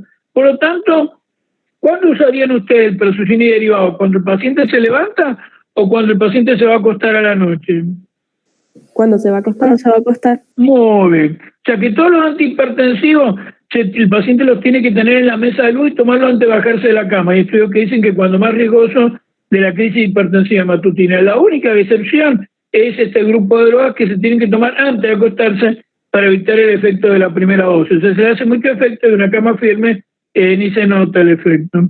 Otros que son comunes con lo que hemos hablado, retención de agua y sal, congestión nasal, también por el bloqueo alfa, dificultad de eyaculación, impotencia sexual, como otros vasodilatadores, cefalea, somnolencia, constipación, etcétera. Bueno, y acá está lo que ya les dije. Por ejemplo, el Prazosin viene en cápsula de 1,5 miligramos, se comienza una dosis de una vez por la noche y luego aumentar 1 miligramo por la mañana. O sea, se puede fraccionar en varias dosis al día, dosis máxima 6 miligramos. Entre todo es bastante potente. Pero, por ejemplo, el Terazosin, el Doxazosin es una vez por día, fíjense. Y el Terazosin se puede administrar 1 o 2 veces por día. O sea, mediante los sujetos derivados cada vez tienen una mejor cobertura de 24 horas. Bueno, y algunos detallitos más. El Prazosin es eficaz antihipertensivo de primera línea. Bueno, el otro lo dijimos. Ahora, digamos, bueno, y si son tan buenos los bloqueantes beta, ¿para qué existen los bloqueantes alfa? Si los bloqueantes beta son lo mejor que hay para tratar hipertensión arterial y la enfermedad cardíaca. ¿Tienen contraindicaciones los bloqueantes beta o no? ¿Qué opinan ustedes? ¿Hay situaciones en las cuales no se pueden usar bloqueantes beta? Sí, ya vamos a ver. En los pacientes que tienen arteriopatía periférica, en los diabéticos, en los asmáticos. Entonces, en ese territorio, es como en las bancadas políticas. En ese territorio donde no pueden entrar, entonces, los de un sector, entran los del otro sector político. Entonces, hay un sector de patología en las cuales los bloqueantes beta no pueden ser usados, que son los hipertensos con asma, los hipertensos con enfermedad vascular periférica, con diabetes, etcétera, y entonces en esos pacientes ese territorio es el territorio apto para usar por sentido común los bloqueantes alfa-adrenérgicos. Bueno, entonces con respecto al uso en diabetes, aquí tienen otro documento que no me acordaba, pero que viene como anillo al dedo. En los pacientes hipertensos, con diabéticos, con resistencia insulínica, ¿qué es lo que busca el médico? ¿Qué se debe buscar? Una mejoría en la sensibilidad insulínica, reducción del tenor plasmático de insulina que aumenta el nivel de complicaciones, y esos objetivos terapéuticos que han demostrado, además de controlar bien la presión, en primer término los alfa bloqueantes y también los inhibidores de enzima de conversión. O sea, las drogas de elección con hipertensión y diabetes y resistencia insulínica son los que estamos hablando, que son los alfa bloqueantes, y los que vamos a hablar al final, que son los inhibidores de enzima de conversión. Bueno, entonces ya con esto hemos terminado bloqueantes alfa. Los bloqueantes de calcio, antagonistas cálcicos, dijimos que se fue por fin el aviso. Lo vamos a ver son estas diapositivas, lo vamos a ver después en antianginoso. Vamos a pasar ahora al vasodilatador venoso y arterial, que es muy útil, lo usan en terapia para, les salva el gran recurso terapéutico para tratar las crisis, las emergencias hipertensivas. Entonces vamos a hablar del mecanismo de acción, de las acciones vasculares y las indicaciones del nitroprusiato de sodio. Bueno, esta diapositiva resume un poco el tema. Dice que el nitroprusiato de sodio fue probado para el uso médico en los Estados Unidos en 1974, cuando yo terminé la secundaria, más o menos. Por ahí. Entonces, y tiene la característica de bajar la presión, pero como dijimos, dilata el músculo liso arteriolar y el músculo venoso, o sea que baja la preposcarga y por tanto es útil en la crisis hipertensiva y en la emergencia de insuficiencia cardíaca en el edema agudo del pulmón. El mecanismo de acción es el mismo que los nitratos orgánicos, o sea, es un donante de óxido nítrico, y a través del óxido nítrico dilata los vasos arteriales y venosos. Ustedes saben que es un potente vasodilatador y por eso baja la pre y la poscarga. Para comprender cómo actúa el nitroprusiato de sodio, tienen acá ustedes la estructura química del nitroprusiato de sodio. Ustedes vieron, hay una película de Clint Eastwood que dice el bueno, el feo y el malo. Eso pasa con la estructura química del nitroprusiato de sodio. Tiene una parte buena, tiene una parte mala y una parte fea. ¿Cuál es la parte buena? ¿Se ve el óxido nítrico en la estructura química? ¿La ven toda la estructura química del nitroprusiato de sodio o no? Sí, se ve perfecto, profe. Entonces, el bueno es el óxido nítrico, pero el malo son 5 unidades de cianuro. Por lo tanto, el nitroprusiato de sodio nunca es para hacer una droga usada en la sala común. Yo como médico clínico, llevo más de 30 años de hospital, nunca he visto usar en la sala nitroprusiato de sodio. ¿Por qué? Porque tiene que ser desintoxicado por el hígado. Y si el hígado no desintoxica, hay que pasar rápidamente a los métodos de terapia intensiva para salvar la vida del paciente. Entonces, lo peligroso del cianuro, del nitroprusiato de sodio, que eso lo diferencia de los nitratos orgánicos que se pueden usar, ya vamos a ver en el tratamiento de la angina de pecho, en la sala común, es que los nitratos orgánicos, mononitrato, dinitrato isosorbida y nitroglicerina, no tienen cianuro. En cambio, el nitroprusiato de sodio tiene cianuro y eso es lo que lo hace peligroso. Y tiene hierro, que bueno, no es el feo, no es ni bueno ni malo. Y lo bueno es el óxido nítrico. Entonces, ¿qué es lo que hace? Es la liberación de óxido nítrico, reduce la pre y la poscarga, y de esa forma tiene la crisis hipertensiva y en el edema agudo del pulmón, insuficiencia cardíaca aguda. Ahora la pregunta del millón, ¿en qué parte de la pared arterial o la pared vascular el nitroprusiato de sodio libera esa unidad de óxido nítrico? Si referimos a lo que sabemos de fisiología, nosotros sabemos que un esquemita de la célula endotelial que tiene un montón de receptores y a través de la activación de esos receptores de purina, serotonina, muscarínicos, de vasopresina, trombina, se activa la liberación de ese famoso RF, que es el factor relajante derivado del endotelio. Bueno, para no cambiar, lo puse en los dos colores. Bueno, ese factor relajante derivado del endotelio actúa en el músculo liso vascular, que es el óxido nítrico, activa la guanilato ciclasa, aumenta los niveles de GMP cíclico y relaja el músculo liso vascular. Ahora, de acuerdo a esto, nosotros diríamos el óxido nítrico se libera en el endotelio. Y entonces, como pasa fisiológicamente, y santo remedio, se libera en el endotelio, baja, difunde el músculo liso vascular y relaja y produce bajo el resumen de la preposcarga y todo. Pero ¿cómo están cuando un paciente tiene un infarto, o tiene una crisis hipertensiva sobre una hipertensión crónica, o tiene un edema agudo de pulmón? ¿Cómo tiene el endotelio? ¿Lo tiene sano o lo tiene destruido como en esta parte del dibujo, donde la agregación plaquetaria libera el factor de contracción derivado del endotelio? ¿Es un endotelio sano o es un endotelio destruido? ¿Qué opinan ustedes cuando un paciente cae en una emergencia cardiovascular? ¿Generalmente es un paciente que recién inicia o ya un paciente ya avanzado? ¿Cómo está el endotelio? ¿Cómo? Dañado. Destruido. Entonces, como regla mnemotécnica, los nitratos, ni el nitroprusiato de sodio liberan el óxido nítrico en el endotelio. Me fui a buscar el libro del profesor Vendersky, que es el teacher de farmacología de Córdoba, y él lo confirma. Entonces, libera el óxido nítrico en el músculo liso vascular. Entonces, aunque el endotelio esté destruido, todas estas drogas son activas porque liberan ahí el óxido nítrico, se activa la guanilato ciclasa, se activa el GMP cíclico, baja el calcio iónico, se relaja el músculo liso y entonces tenemos la acción vascular, baja la pre y la poscarga. Bueno, entonces hemos analizado el mecanismo de acción, las acciones vasculares, bueno, las indicaciones ya las expliqué, la crisis hipertensiva y la insuficiencia cardíaca aguda, el edema agudo del pulmón. Un poquito hablar de las indicaciones. Se le ve en crisis hipertensiva. Bueno, ¿cuáles son las drogas para una crisis hipertensiva? Esto es el formulario terapéutico nacional. Durante muchos años se ha usado, especialmente en la guardia o en la sala, un bloqueante cálcico por vía sublingual, que es la nifedipina, 10 miligramos por vía sublingual, pudiendo repetirse la dosis a los 30-60 minutos más tarde. Esto hoy en día se ha abandonado bastante porque produce un descenso muy severo de la presión y puede provocar, sobre todo en la tercera edad, un enclavamiento, una trombosis cerebral y la muerte del paciente. Se ha reemplazado, vamos a ver, más por la amlodipina por vía oral, pero sigue válido este concepto. Otra droga que también es útil es la que estamos viendo, que es para la terapia intensiva. Esto no es para la sala común ni en la guardia. Se utiliza entonces por vía endovenosa, produce el efecto rápidamente y a los 5 minutos de suspender la droga, si la presión bajó mucho, se revierte el efecto.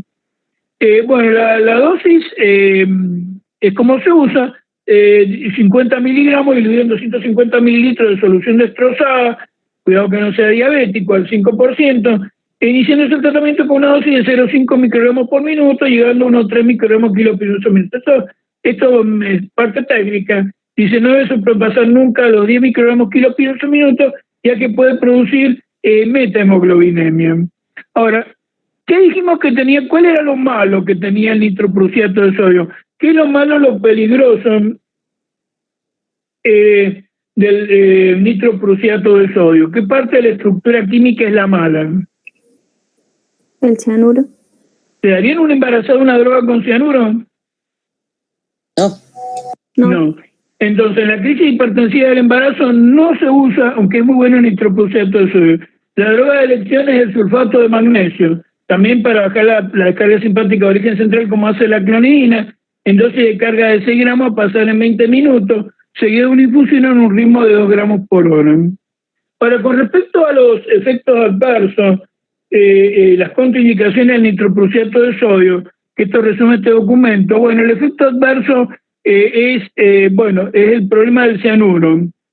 En el hígado es ¿cómo se llama? Convertido en tiocianato. Ahora, recordemos que este tiocianato bloquea la glándula tiroides, entonces una de las contraindicaciones es el hipotiroidismo severo, y es eliminado por vía urinaria. Entonces, cuando hay insuficiencia renal se retiene, por eso la insuficiencia renal severa también es una contraindicación para usar nitroprusiato de sodio.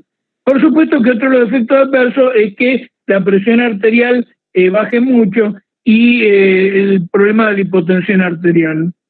Aquí está, una excesiva vasodilatación e hipotensión arterial. Y lo que dijimos, la psicosis tóxica por la retención del tiocianato, problemas de la insuficiencia renal y el bloqueo de la glándula tiroides. Hablamos de las dos contraindicaciones, la insuficiencia renal severa y el hipotiroidismo. Entonces debe controlarse la concentración plasmática de tiocianato y no permitir que exceda los 10 miligramos por decilitro. Ahí está lo que le expliqué. Concentraciones excesivas de tiocianato pueden interferir con la función tiroidea. Y si el paciente tiene insuficiencia renal, por eso dijimos lo de terapia intensiva, el tiocianato se elimina rápidamente con hemodiálisis. Y caemos por último en los inhibidores de la enzima de conversión de angiotensina, que bueno, voy a tratar de bajar un poco los decibeles como para no infartarme en el camino. Vamos a pasar a hablar de clasificación, tema 7, clasificación de los inhibidores de la enzima de conversión. Como ustedes verán, los visitadores médicos le llaman los priles: captopril, silazapil, enalapril, lisinopril, perindopril, ramipril, tandolapril, y algunos más que habría surgido en el camino, que habrá aparecido en el camino.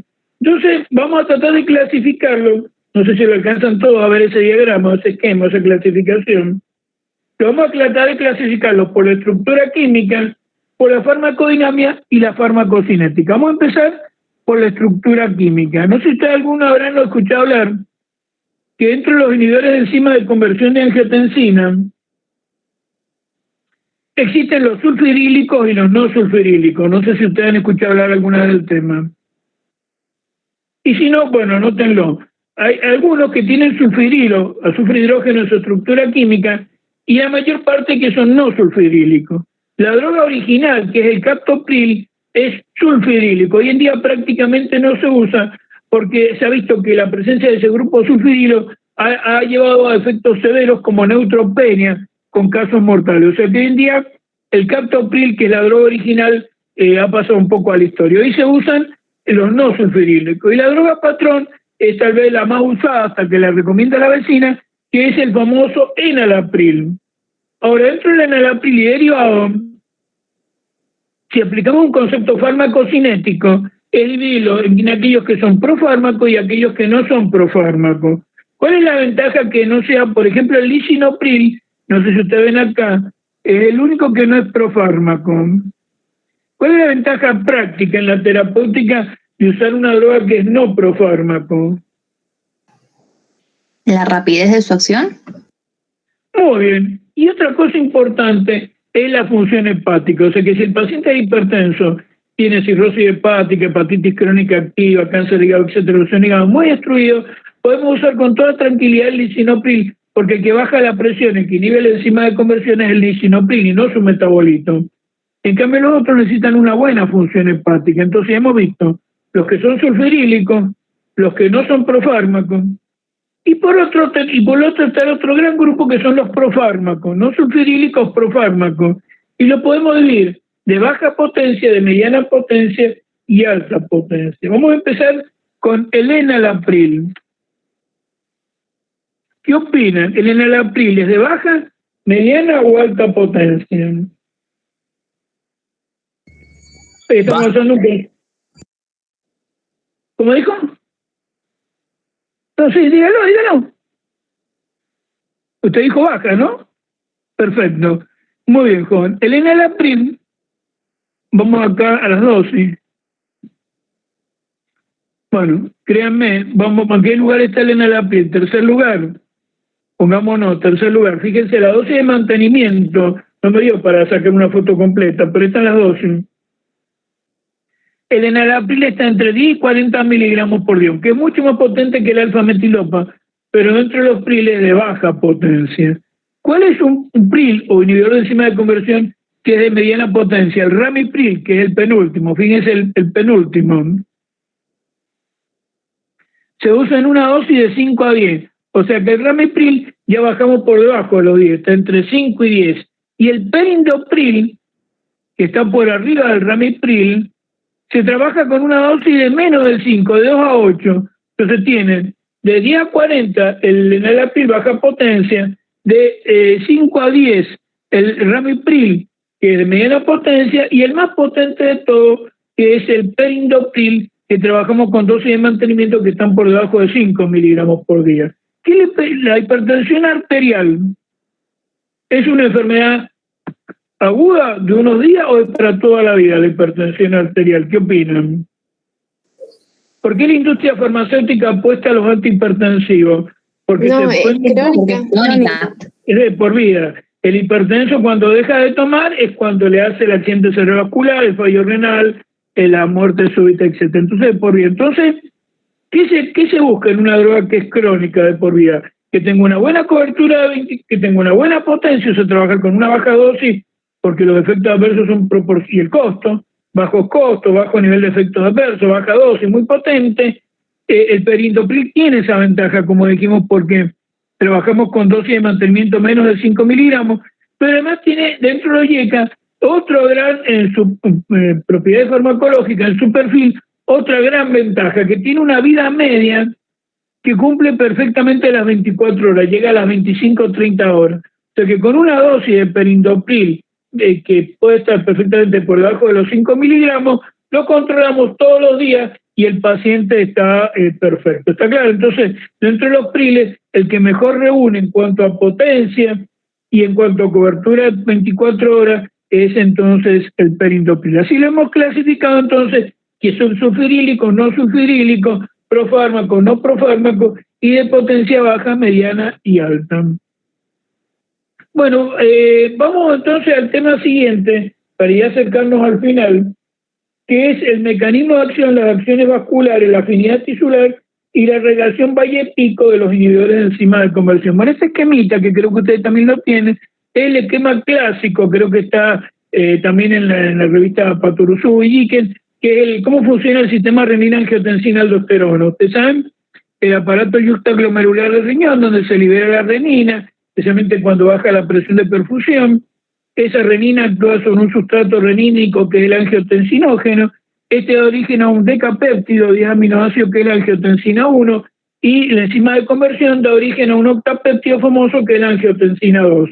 Esta angiotensina 2 tiene 3 efectos: vasoconstricción, efecto antidiurético, retención de sodio y agua por la liberación de aldosterona, y también activa el sistema nervioso simpático, que no sale en este esquema. Y al elevar la presión arterial por un mecanismo de retroalimentación a nivel del aparato yuxtaglomerular, frena la liberación de renina. Entonces, también esa liberación de renina en el aparato yuxtaglomerular está estimulada por los receptores adrenérgicos. ¿Ustedes saben qué receptor adrenérgico es el que trabaja, que actúa, el alfa o beta, el receptor adrenérgico que trabaja en este sector a nivel del aparato yuxtaglomerular para estimular la secreción de renina? ¿Es un receptor alfa o un receptor beta adrenérgico? ¿Es uno beta, puede ser? Muy bien.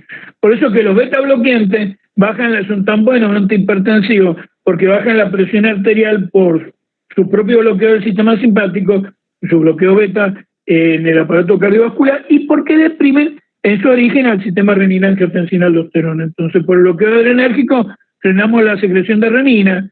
Hay drogas que inhiben directamente a la renina, hay los que estamos analizando en particular, que son los inhibidores de enzima de conversión de angiotensina, con lo cual baja el nivel de angiotensina 2, y lo más fino, el Mercedes con palanca al fino, más al piso, más fino de hoy en día, que son los famosos ARA, que son los antagonistas del receptor de angiotensina, digamos el receptor AT1, y que terminan cumpliendo una acción similar a los inhibidores de enzima de conversión.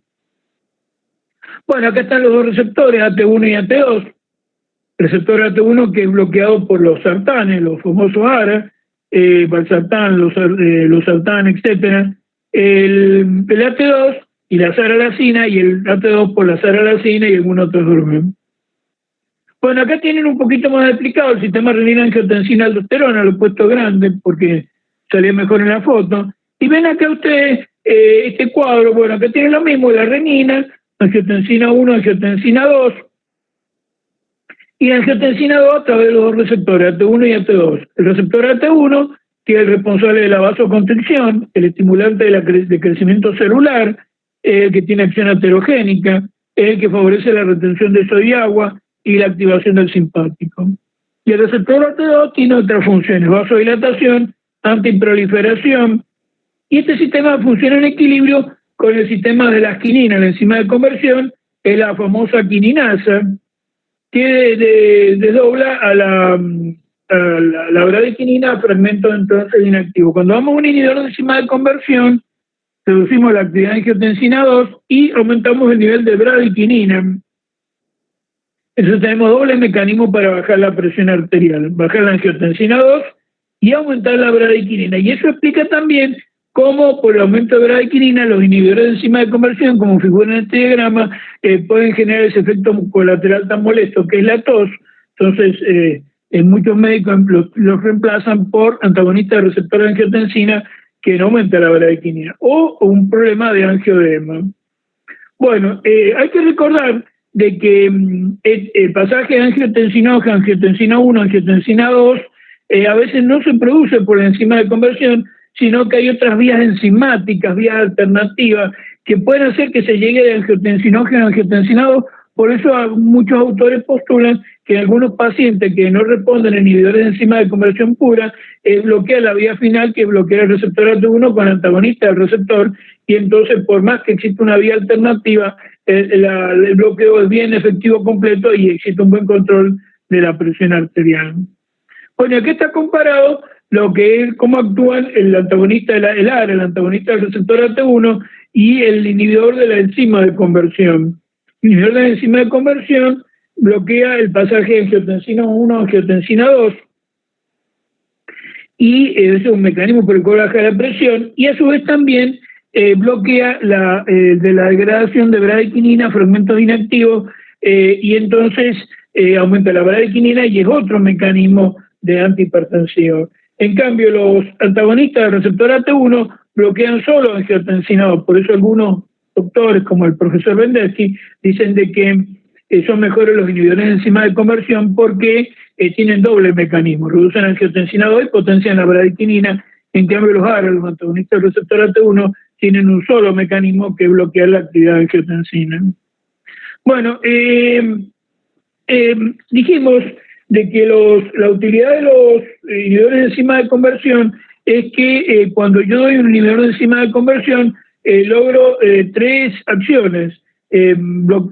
Anulo la vasoconstricción, o sea, genera un efecto vasodilatador, anula la retención de sodio, o sea, ejerce un efecto diurético y anula la activación simpática. O sea, cuando hay un inhibidor de enzima de conversión, tengo las tres acciones, de fármaco vasodilatador, de fármaco diurético y de inhibidor del simpático.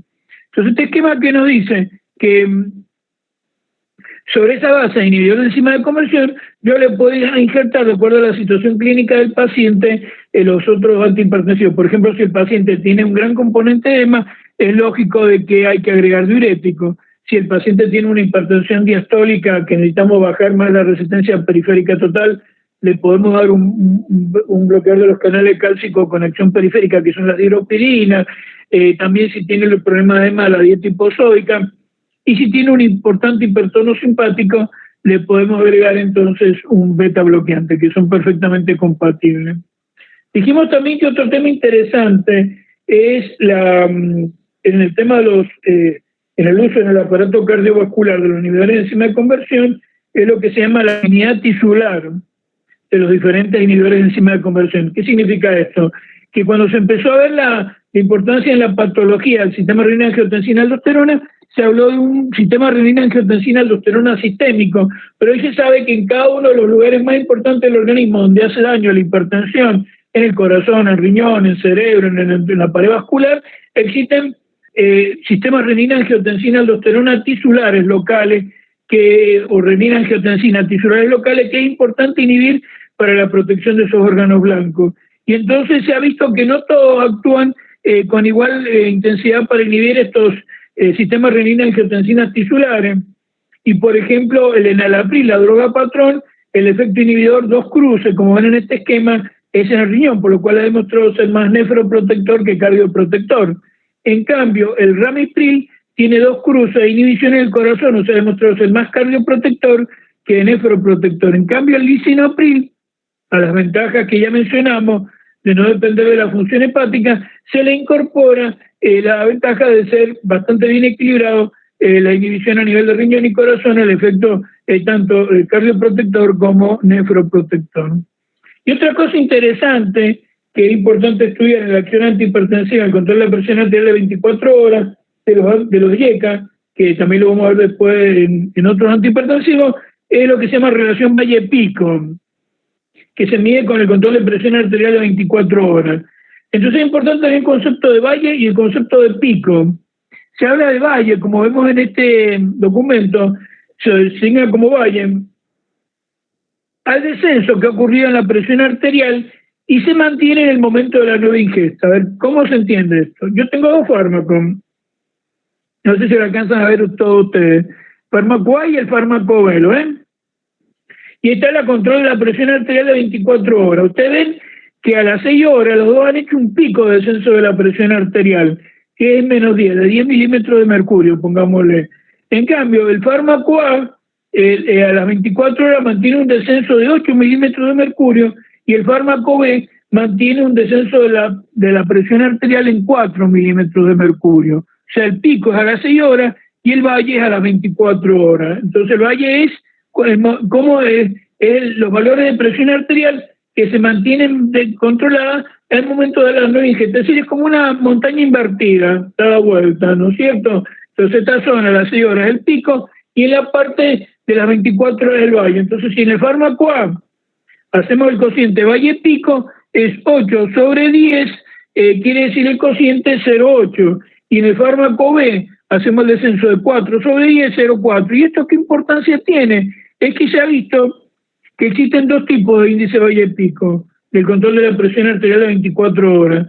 Un índice valle-pico mayor de 0,5, que es el caso del fármaco A, indica un control estable y sostenido de la presión arterial durante 24 horas, como se ve en el gráfico, menor variabilidad de la misma, mayor protección de órganos blancos, indica posología adecuada y permite la individualización del tratamiento. O sea que estamos cumpliendo una mejor terapia antihipertensiva de 24 horas. En cambio, un índice valle-pico menor de 0,5, que es el caso del fármaco B, que dijimos que era un cociente de 0,4, indica marcada oscilación del efecto. Ustedes ven cómo del pico al valle hay una marcada oscilación.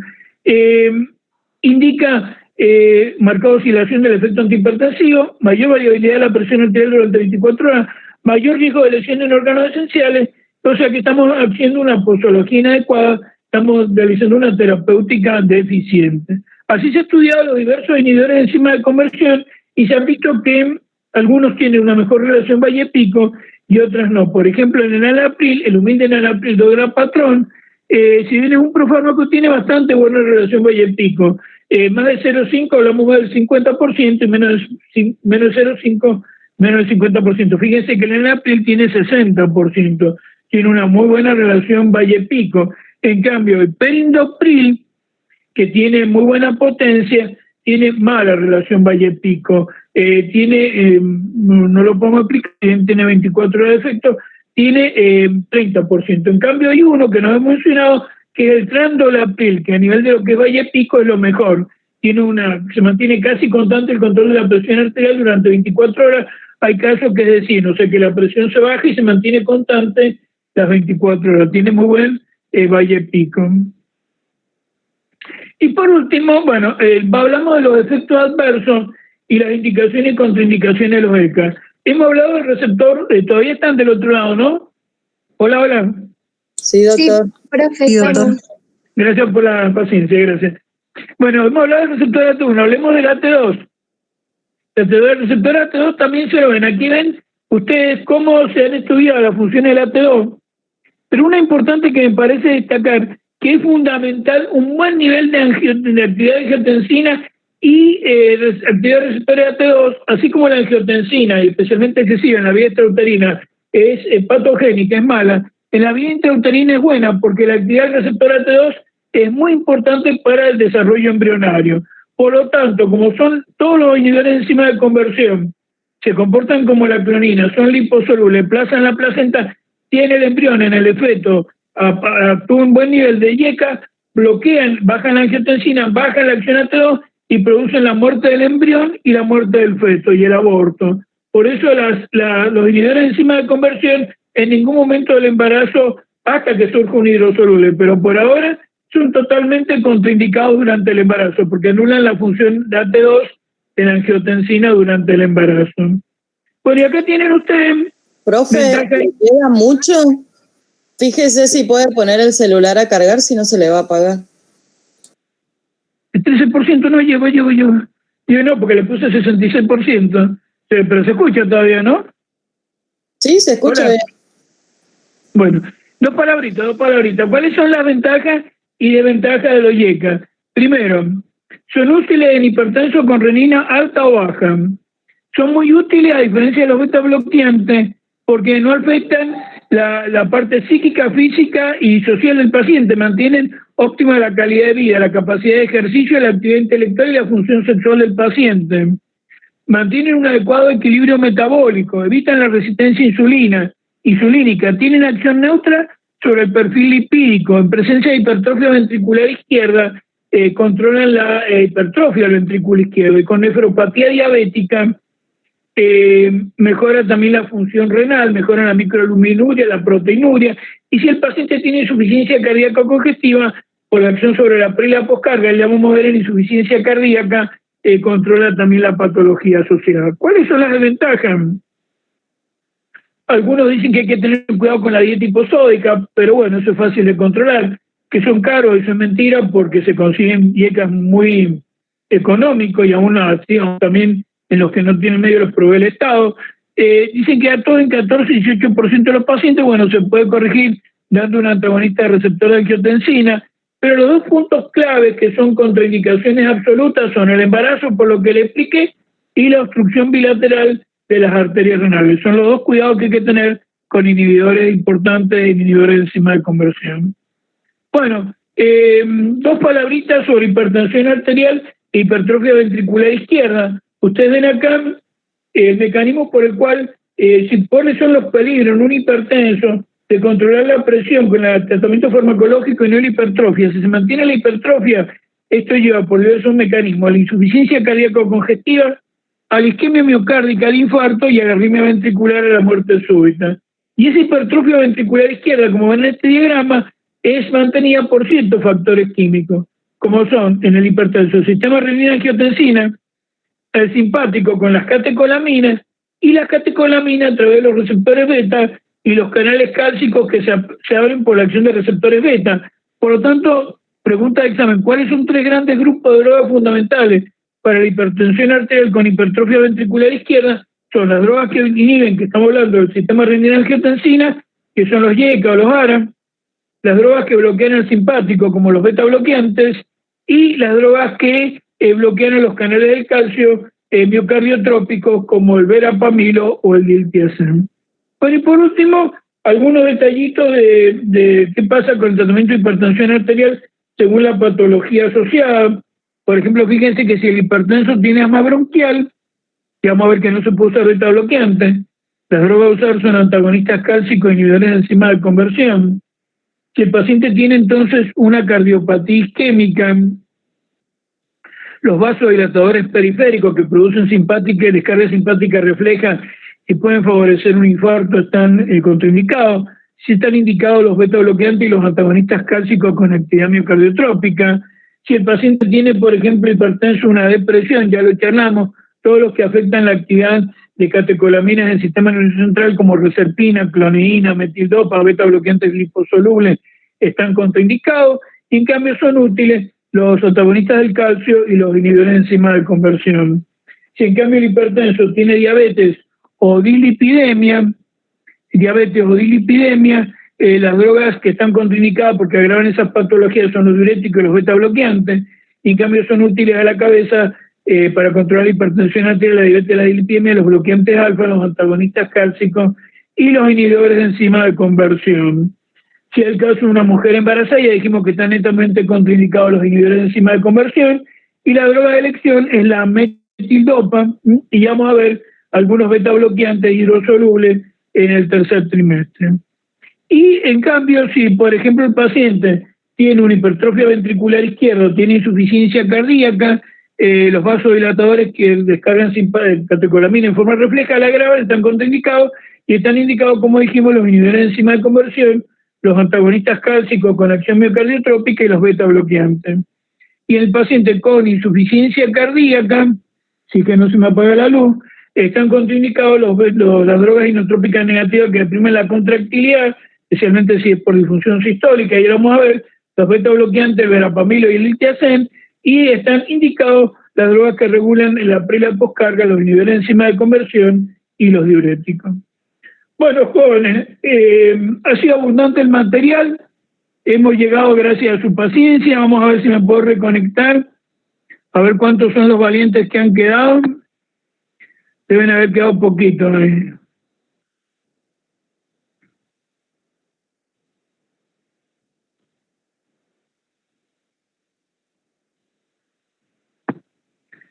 No puedo salir, dice, tener la presentación, no puedo.